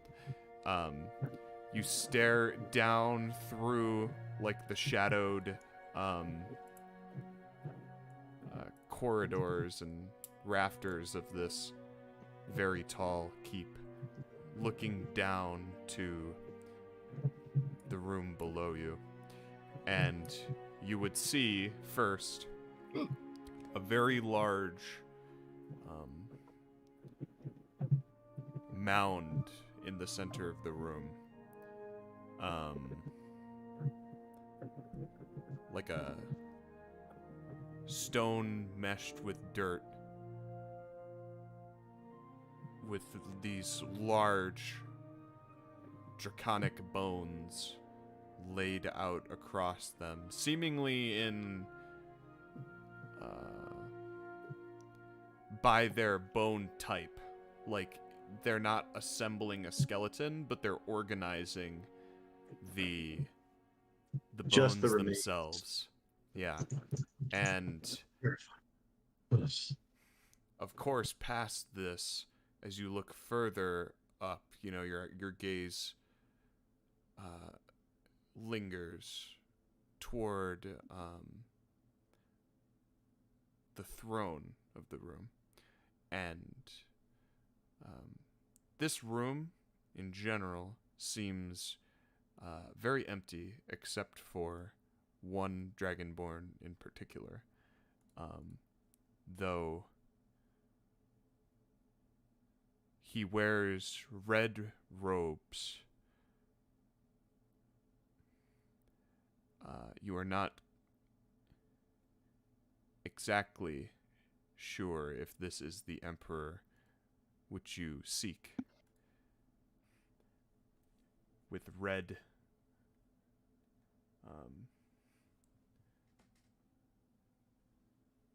almost tail dreadlocks coming out of the back of his head, a small scaly mustache, and beady orange eyes as he organizes these bones along the I'll call it an altar, because that's essentially what the vibe you get from it, Kev.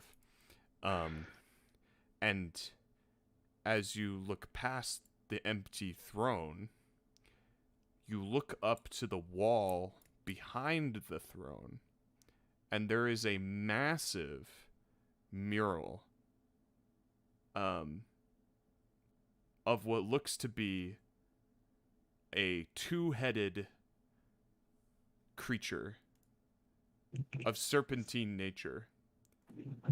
And oh god. This is the mural that you see. Oh god.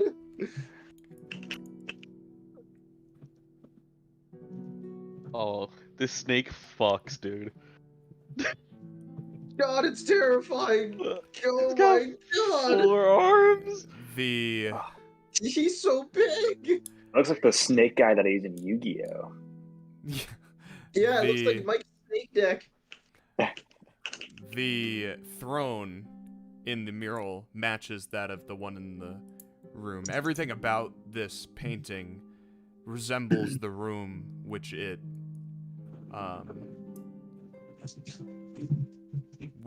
sits within. It looks as if this was painted in honor of the Emperor to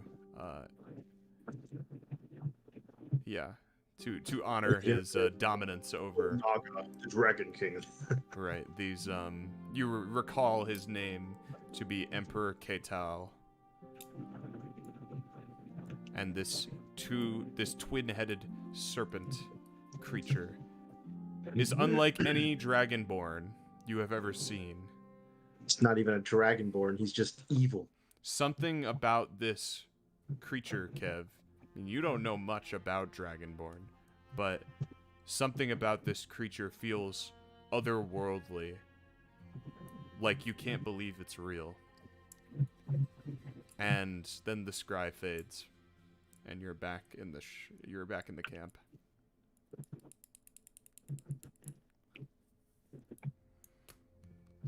Whoa. I would relay all of that, obviously. Yeah. A twin-headed serpent. Or it is as the Dragonborn have described. But a literal serpent. That sounds unlike Dragonborn we have seen. Perhaps it's an evolution of sorts.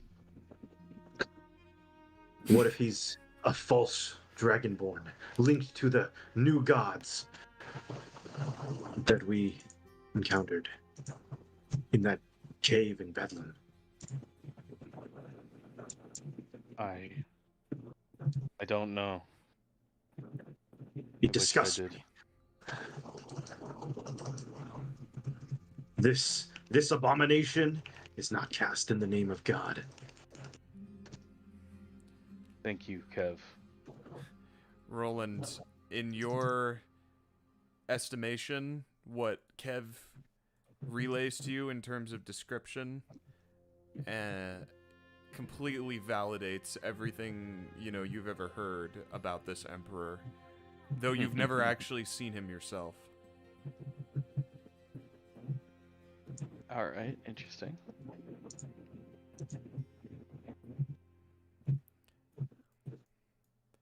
How many more you got, Mike? I think that's Theoretically, we have 3 more actions. 3 more act. Oh my god, I thought it was only 3. Jesus. Yeah, I thought We have 6 total. 6 total. Oh my god. All right. Should we just keep banging them out, guys? Yeah, let's bang him. Let's bang him out. Bang him. Once this rest is over, you run out of the time of the spell. So Sure. yeah. Damn. Okay. Fucking Multah's gonna be back with a vengeance now. Holy shit. Did I notice at all if he saw the scry guy? Who, Mukwa? No, the guy that I was scrying on. Did he Oh. take notice of my magic?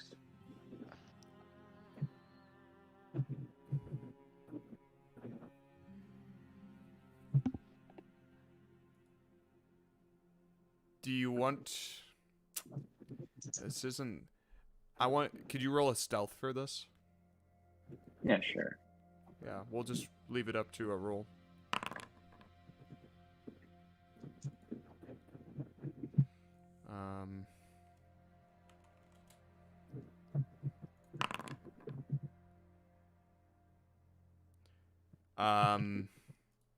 But as long as he has see invisibility or true sight, he should be able to see it.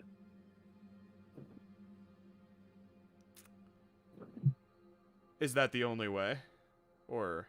That's just what it says in the spell. Yeah, it's the only way here. okay. I think Then they're... no, he wouldn't. Yeah. Oh, okay. Let me double check. Yeah. Eyes of the Dead. It's all the way at the bottom.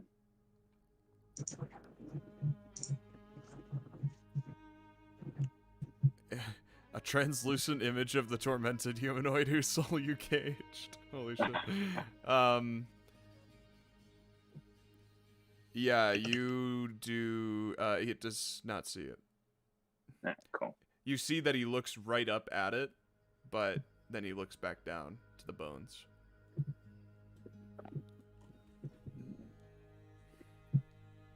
Okay.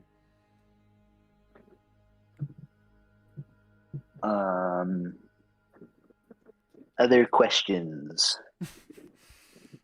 How many licks does it take to get to the center? Let's see. The world I'll may take never it on. know. Got any ideas? Alex, what do you got? Perhaps we should ask him how long it would take him to return, like his form after we release his soul. Sure. That could be depressing though. What if he says 5 minutes? Then at least we know, you know. It's true. Maybe Yeah, I'll tell ask us, him that. and then the next question could be tell us everything he knows about the siege on Safeguard. Okay. So how long does it take for you to, for your soul to get back to your body? Like reincarnate, yeah.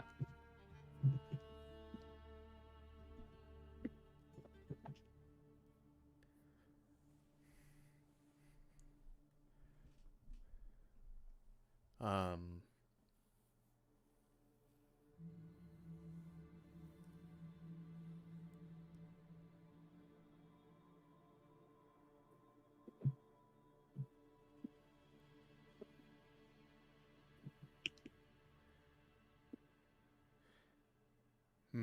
2 sentences. 2 days. That's all he says now. You guys, he would say...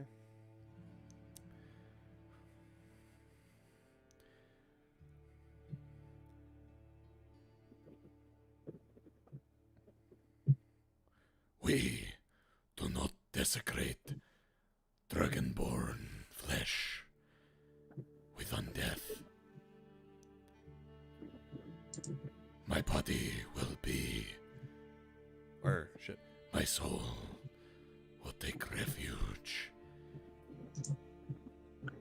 in the vessel of another and be reborn. Wait, he's gonna be reborn? A matter.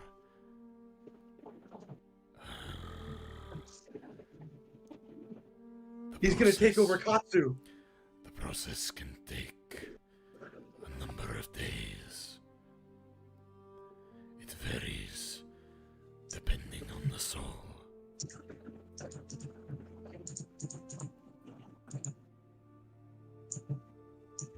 Okay, so at least a couple days. Sure. And then, what do you know about the invasion of Safeguard? No, tell us everything, you know? It has to be a question. Oh, right. And he has to answer to the best of his ability, right? Yeah, Yeah. and be Like, truthful. just ask him, what is everything you know player. about the invasion on Safeguard? Sure. I just asked. Yeah, He still only has 2 sentences, so Yeah.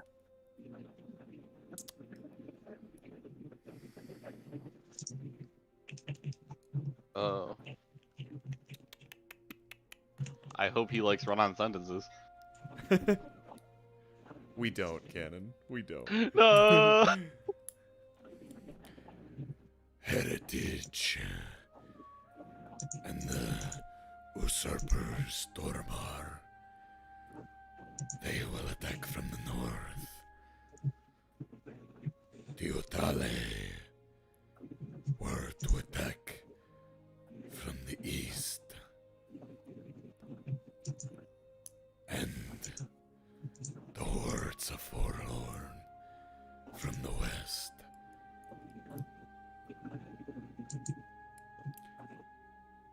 A war on 3 fronts.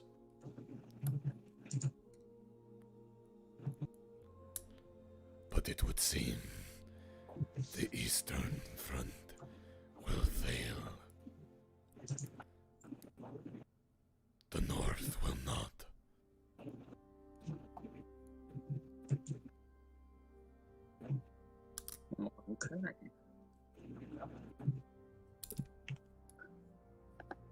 could ask him one more, or I could just use it for a little something.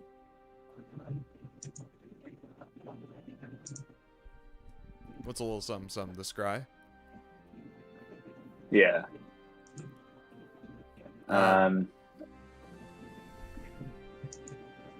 could maybe ask him to, like, I don't know, how specific are you gonna make it, Henry? Like, do I have to know like a specific place, or can I say like, I want to see the last place you talked to the heritage guy? Doramar, yeah. You would have to know the location. Okay.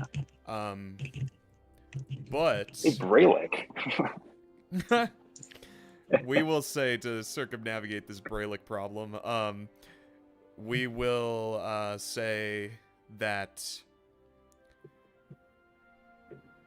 as you begin to try focusing one last, or as you try to impose one final question or scry on the soul of Mulka, you feel resistance coming from the soul itself, an unwillingness to cooperate any longer, and you it begins to, in a sense, push you out of its essence, like getting out of its head. As I imagine when you're scrying or when you're asking these questions and it's responding to you, you're kind of like, your mind is linked with the soul, right? And you feel this overwhelming power remaining within this soul, despite it being captive within your cage. It forces you out, but as it does, you catch a glimpse of something else that it did not mean to let slip as it did so. A vision. So not a question, not necessarily a location, but a vision you see. A first-person perspective from Mulka within a dark room. At least you think it's a room, until you recognize the walls being that of a cavern, old and forgotten. You take your dragonborn hand and you swipe it across the top of this tomb before you. A sarcophagus, basically. Coffin, sarcophagus, whatever. And you note that he sweeps sand off the top lid. And he begins to push, or you begin, I guess, since it's your perspective, pushing this lid off of the sarcophagus, and it thuds to the floor. And when the dust settles, you look down at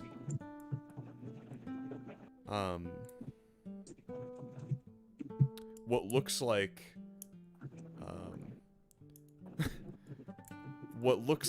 a mummified corpse.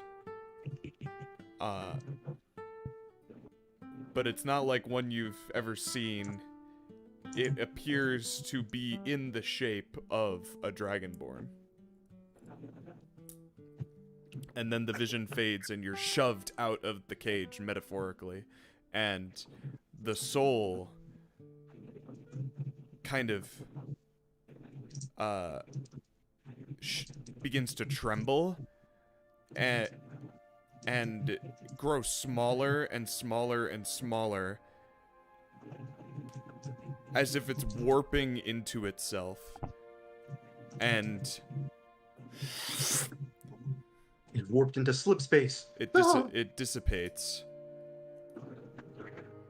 unseen. or it dissipates, and you're no longer able to see anything in the cage.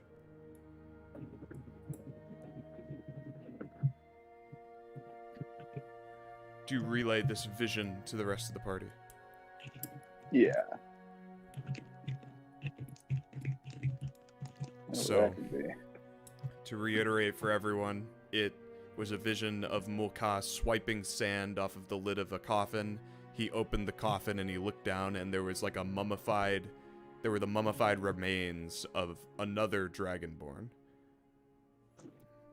Huh. You didn't seem like we couldn't make out the features of said dragonborn, right? No. 'Twas a mummy. I see. Fair. But now whatever, there's mummies in this campaign. whatever it looked like, it was They're always- it had the shape. What's next? Vampires? Jack. It had the shape of a dragonborn.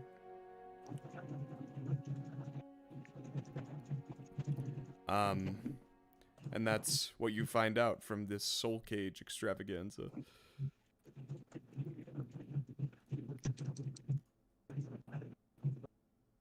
Okay.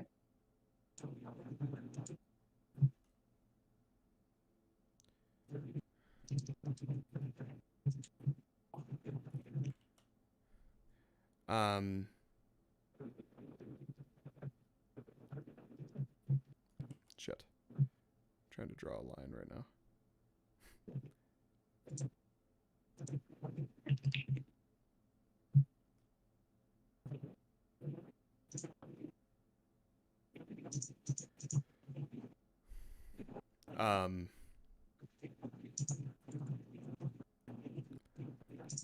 And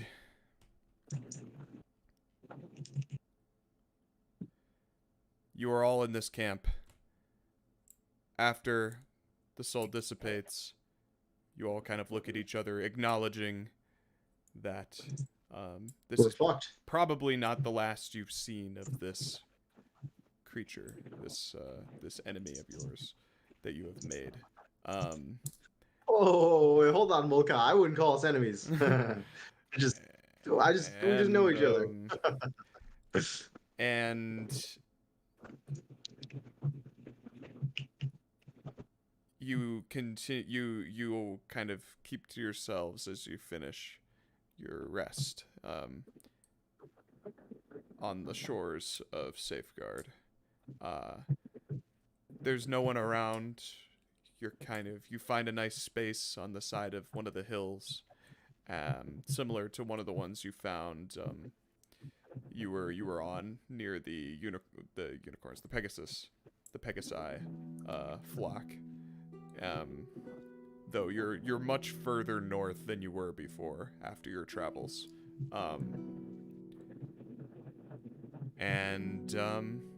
You complete your long rest. Everyone can replenish their character sheets, hit the long rest button, make sure they're at full health, except Jarma. And level up.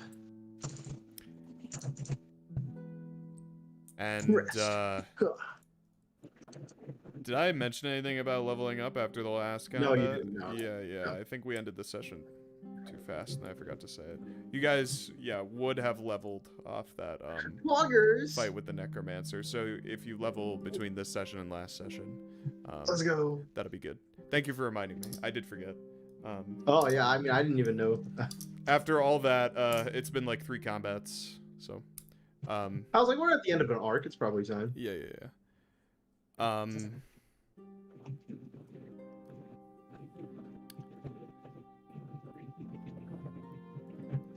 And you all awake.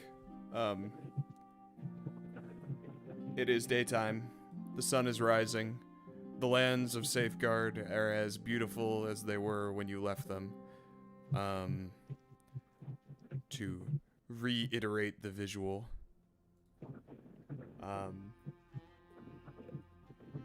The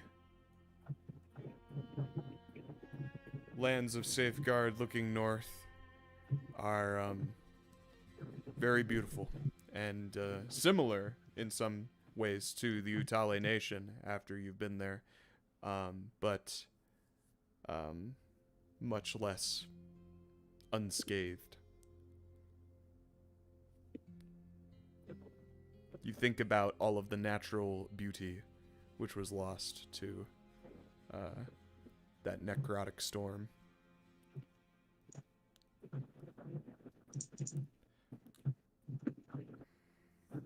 Suddenly the rest of the world and how disgusting it looks makes a lot of sense.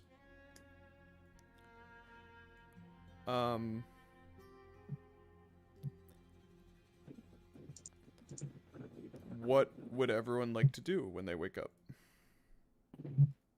If anything. Hey, Cannon, it's time to try again, buddy. I've got 2 corpses here. There is that. Wait, Oh, what? Do you yeah, want him to long revive rest. George? Not really, but No, I'm using both tries on Will. Yeah. Both tries, okay. Oh shit. Well, I Of course, mean, if you don't succeed. There's also the question of if Jorma even wants it. We'll see. I guess just as soon as the rest is done, I prepare drama, I lay him out, I grab my holy symbol, I say to Alex, you don't have any of that holy water left, do you? No, I used it for Matt's fucking Griffin. Is Matt's Griffin still around? He hasn't been here, so we never know if it's there, but... It is still around, yeah. Classic. But I shake my head. The Pegasus, yeah, the Pegasus. Yeah, the Pegasus, not the Griffins. So you all awake, and Rolland is up. We'll say, just for narrative's sake. He's up before everyone, and you all see him, hands glowing over Jorma, basically, seemingly having not given up on his fallen comrade, which you had not realized necessarily that he hadn't until now.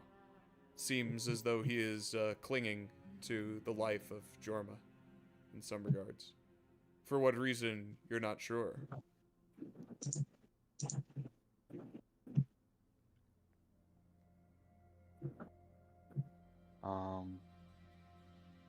Okay. So I just saw this art. I like it a lot. The safeguard art? Mhm. Yeah. Very Bob Ross. Yeah. Yeah, but it's cool. Safeguard will endure. This great nation will endure. Hit that long rest button, am I right? Okay. So this spell dissipates right here, or no? Which spell?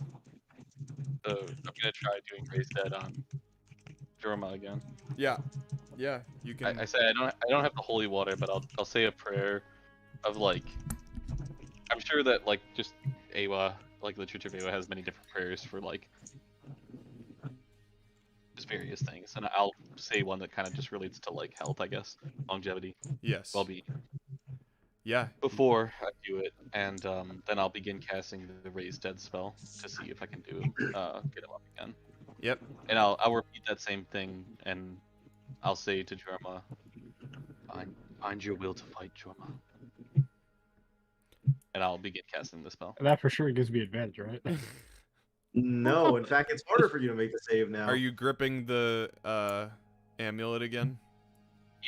Yeah. Yeah, you could have advantage, Jorma. Oh.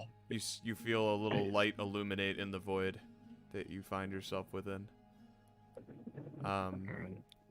Make me a This would be epic if this failed. D20 roll. It's DC 12 now. Advantage. Yes! Nice. Hey, By the skin of his balls. Jorma lives. So, The people. Jorma, you Okay. yeah, you hear You currently this- have a -4 to everything you do. yeah, For how long, Kevin? How long? A week, I think. until you Oh, finish. okay. Oh, until- no. Every time you finish a long rest, it goes down by 1. Holy so it's 4 long rests. shit. Yeah. So This is- Jorma, visually you're in this void. You hear Roland's voice calling to you again, echoing all around you, and a light flicks on, and you're drawn to it. Are you willing? Yes. And you drift toward Gosh. the light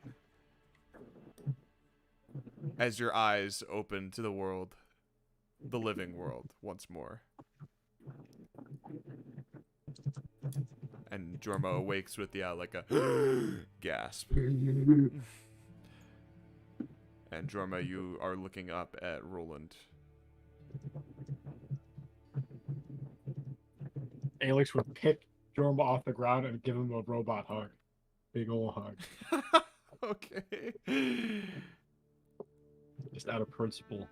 Alex seeing someone he's close with possibly die. Some interesting programming.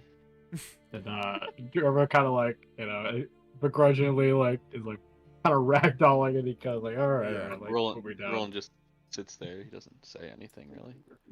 Yeah. Alex picks Jorma up, gives him a big hug, and when he lets go, Jorma kind of stumbles back. Maybe takes a seat. Kind of stumbles back toward the hill that Roland is also sitting on, and kind of falls on his butt and resting, feeling very debilitated and weak. You're feeling that -4 at everything. Wait, what was Jorma's int?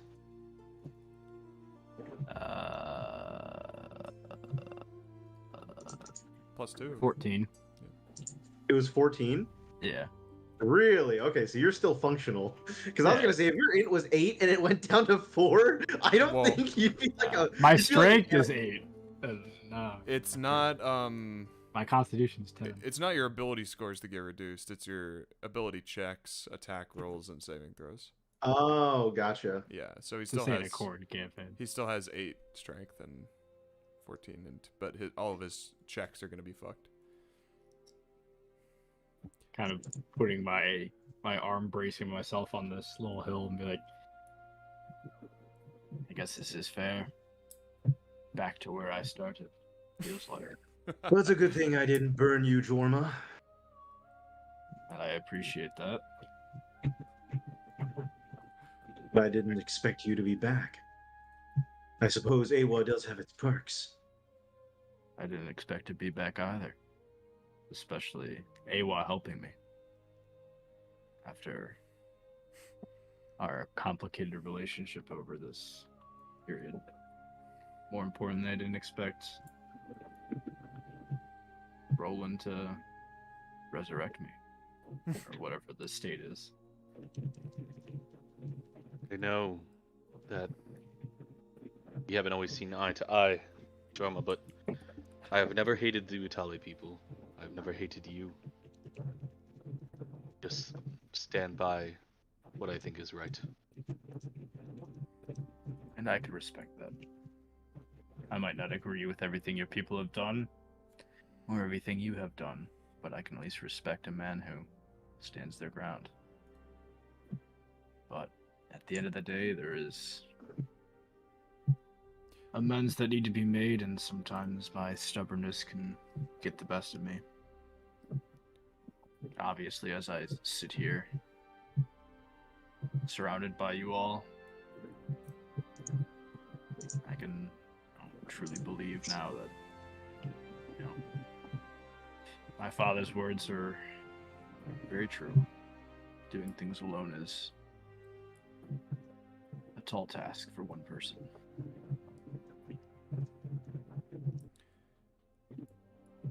I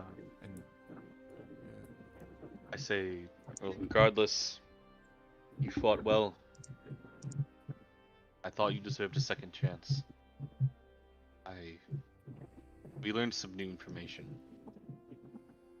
about attacks on the people of Heritage and an invasion. that's coming to Safeguard soon, on 2 fronts. They were planning to load up undead from this area onto airships and drop them into the heart of Safeguard. Stopped that, thanks to you. Did you kill him? Okay. Yes. He's a necromancer. Death is not the end for him. We captured his soul thanks to Kev here. He also dabbles in dark arts. I dabble. We asked him, and he will only be out of commission for a couple days at most, maybe a week. So I still have my chance to make him pay. Yes, although he won't look the same as he used to. The Dragonborn have a morality that they do not desecrate their own bodies with necromancy. He has constructed a new one for himself. Wary.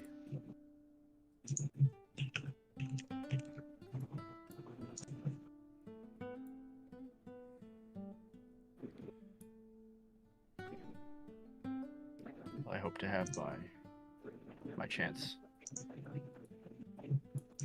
And if not me, if you find him first, make sure you slay him for me. Make him remember the Utale people. What? When I was bringing you back, I called to your soul. Something to bring it back from the depths. I asked you if you had anything left to fight for. So I guess my question is, Jorma, what will you do now?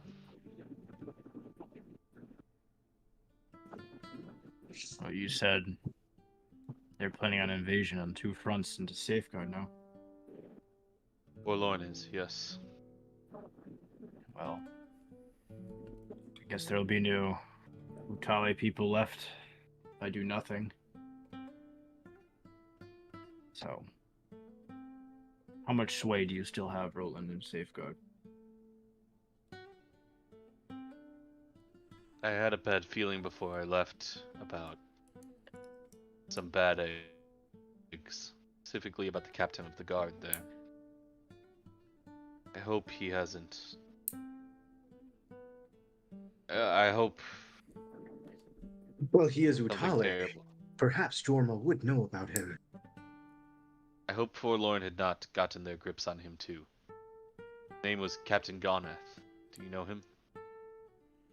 Do I know anything of Gonath? I know I've ran into him, Harry, but I think at the time you said I didn't know anything, but Yeah, you ran into him briefly in the White Palace.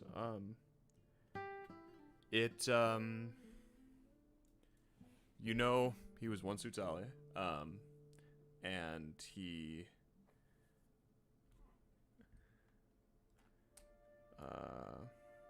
well,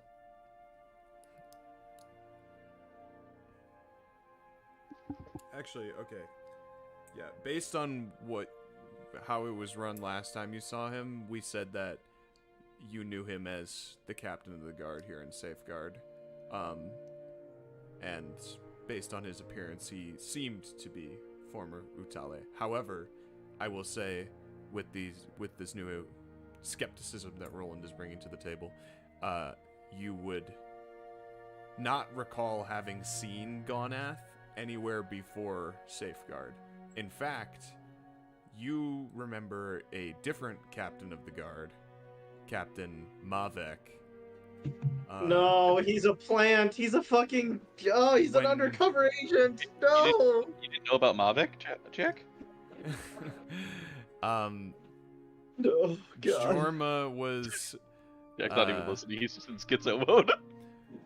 No, When God. Jorma first requested aid for the Utale people, he spoke with Captain Mavek, and he was denied. And then he went with Misk to the Festival of Peace. Or then he met Misk and went to the Festival of Peace afterward.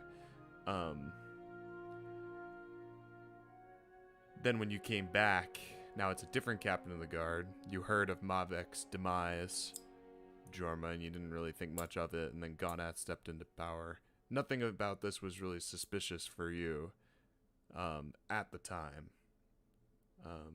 But Rolland seems to be concerned about it.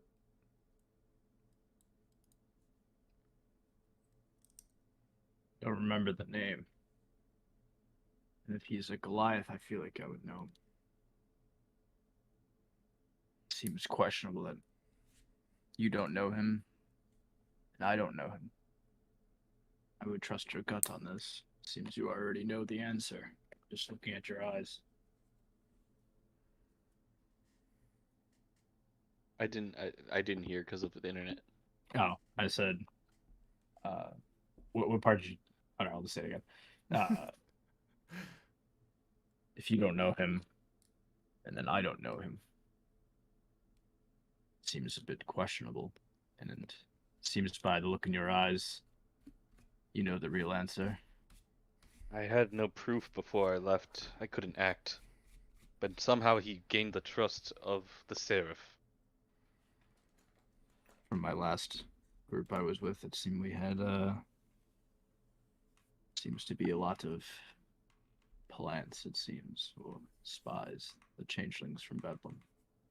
Not I used knew to one Forlorn myself. being this meticulous.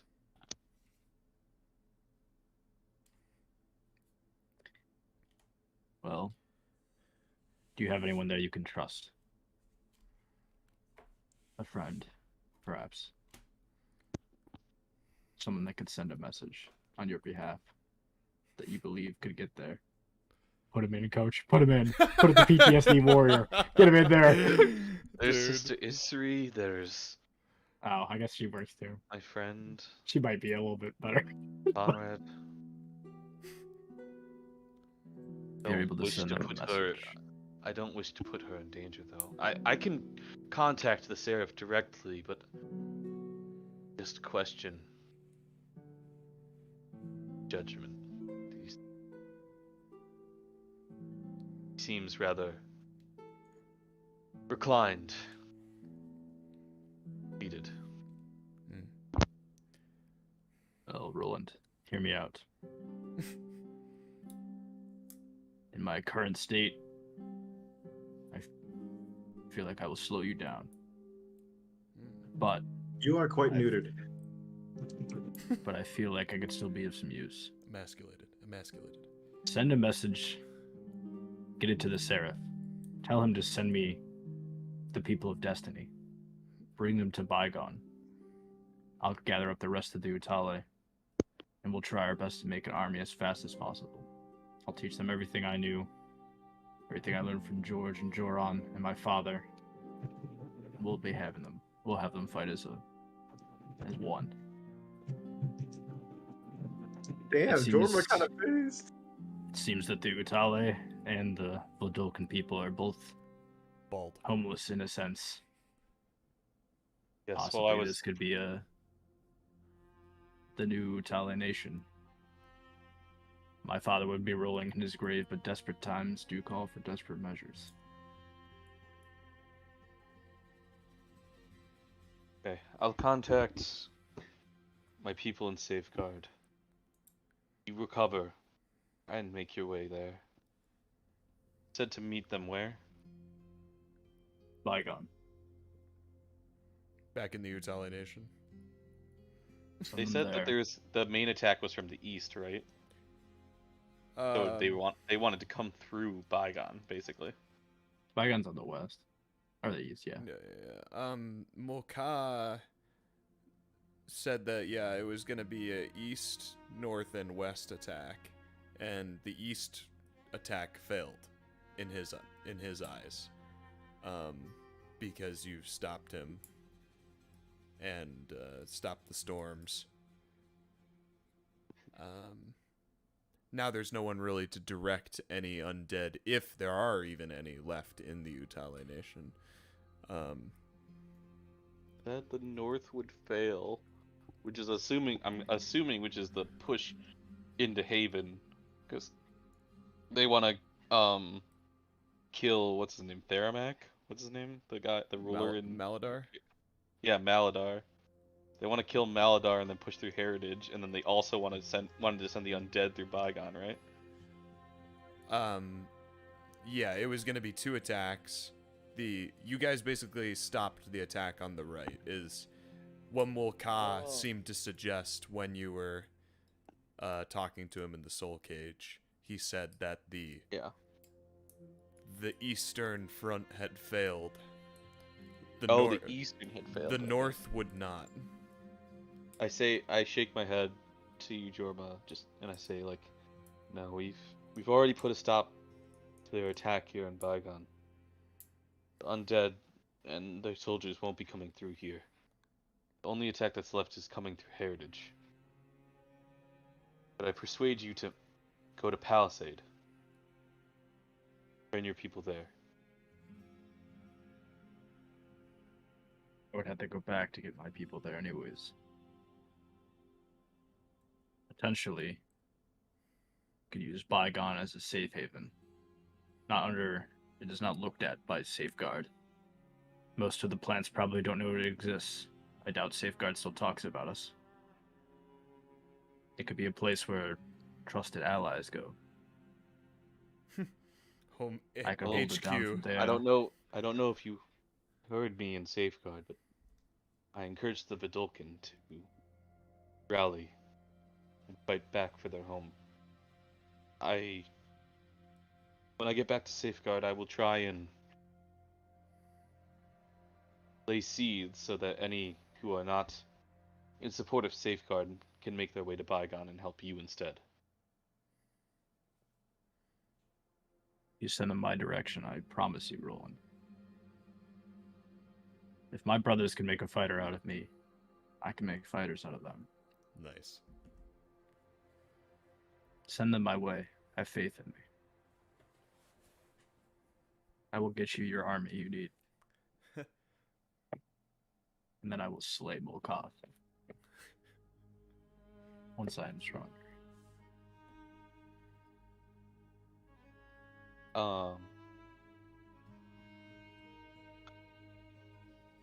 Okay. I'll try and keep in contact with you. I can send messages through Aewa to you. I guess I'll have to start looking into that now, seeing as though I owe her one. Take the amulet that I pulled off of him, and I hold it out and say, like, you want this back? Better late than never. I'll grab it.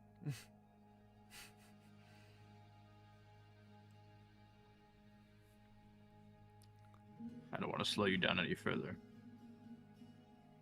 I'll head back that way. If your message gets there, I'll be waiting. We'll build the army. Right. Jorma.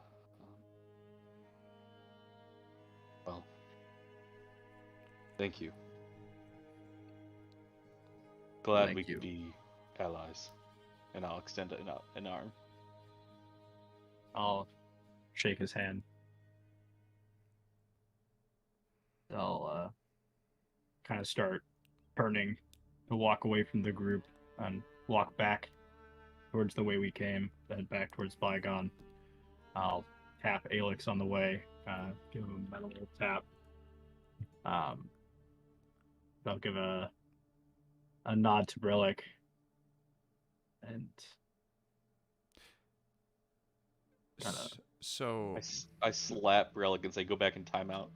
Okay. Bad boy, bad. As you depart, Jorma, you do feel quite weak. And if you come across any undead, they might just accidentally kill you. confidently, stride away from Rolland, and as you kind of are passing the edge of the group with Alex, you stumble a bit and you kind of lean into the tap by kind of placing your hand on his metal exterior.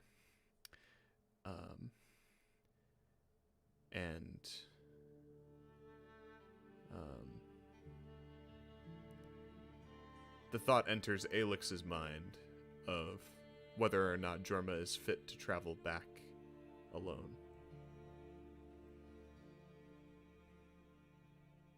I kind of stumble into Alex, and I'll kind of laugh to myself. Seems my usual exits will not be working this time. Would you mind watching out for me one last time? I tap on the metal exterior, the clink. Yeah. And what do you think Alex would think about that? Alex, I don't really know what your motives are. I'm evil. Your aspirations. Yeah, he puts on a gun and starts shooting everyone. But if Puts on a hat. if you go to Baeon with if you come with us to Heritage, you're going to find another battlefield.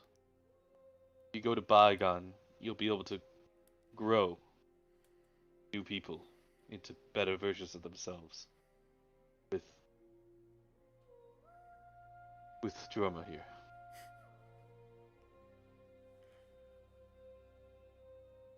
Alex will look at Rolland, and then he'll look down at Jorma. And Weak and disheveled. He'll look over. He'll look down to Kev on his left.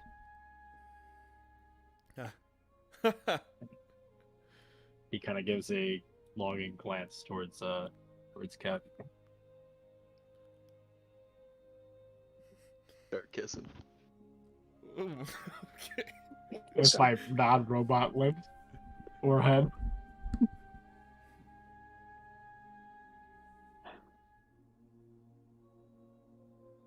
You going with him? Alex kind of makes a. He has a little. His shoulders kind of shrug a little bit, and Alex kind of looks at his body all damaged.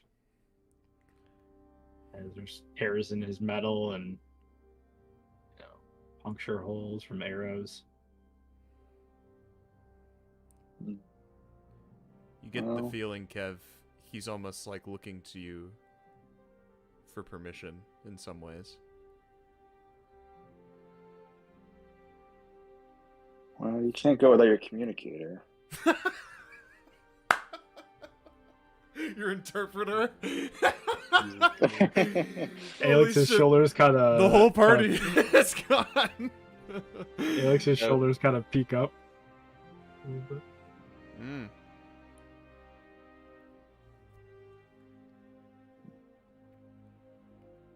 You speak for this Warforged? I can understand him.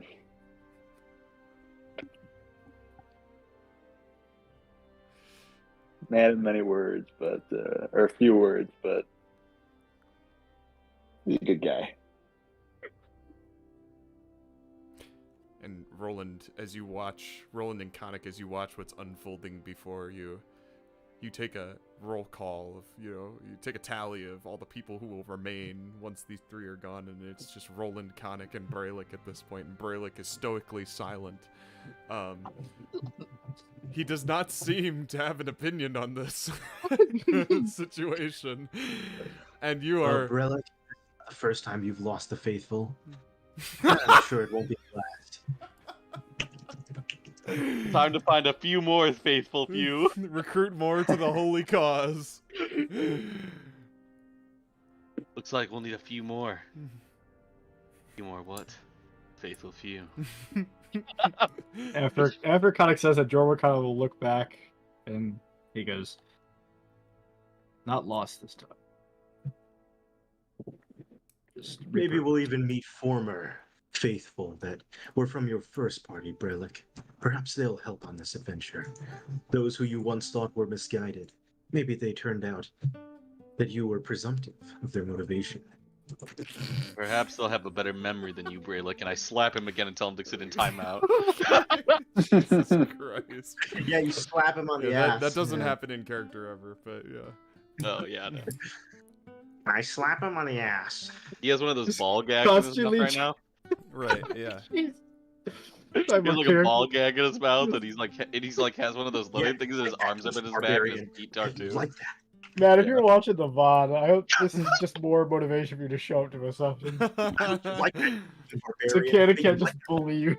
Matt's It's like gonna that pain. Matt's gonna It's like come back, Jorma's gonna be gone, Alex is gonna be gone, and Kev's gonna be gone, and Brelik's gonna be like, what the Matt- fuck? What the fuck just happened? Yeah. Did they die in combat? What the He's gonna go.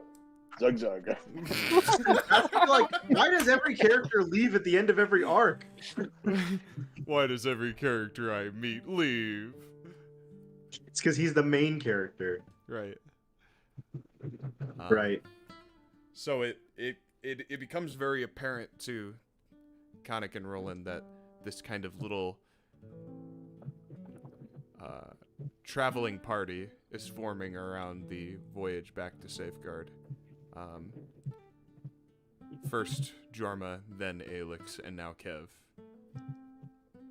But you believe it stops there.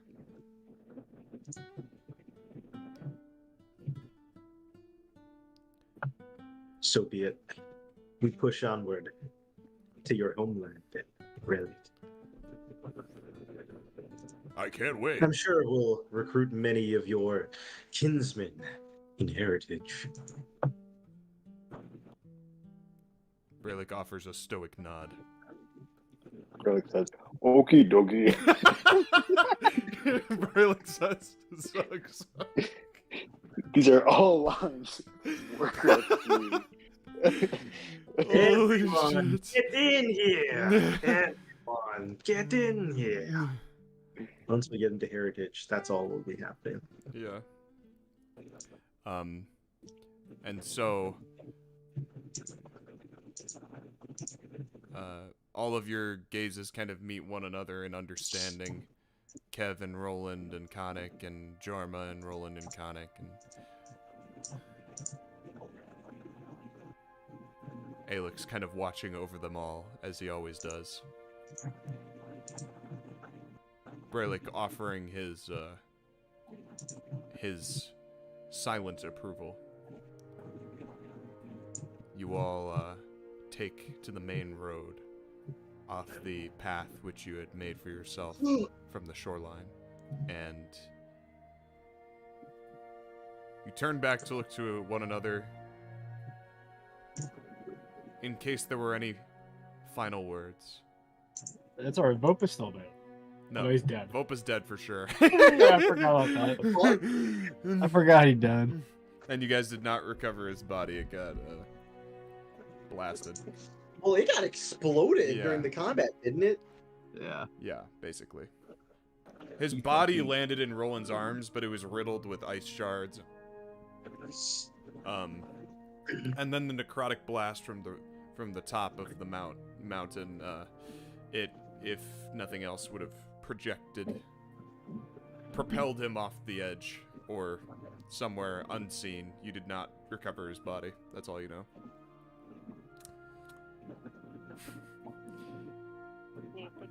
You all turn back to each other. Final words or silent departures? Silent departure. Okay.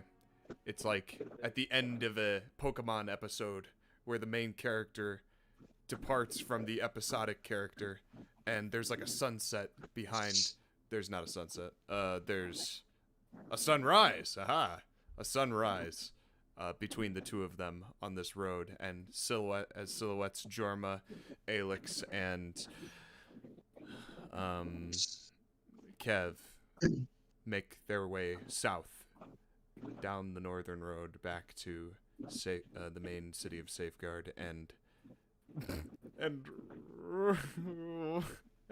Jorma, and Khanek, Brelikk, and Rolland. The trio that remains of the faithful few continues their way north. you all taking inventory of each other, acknowledging that faith is a fickle thing.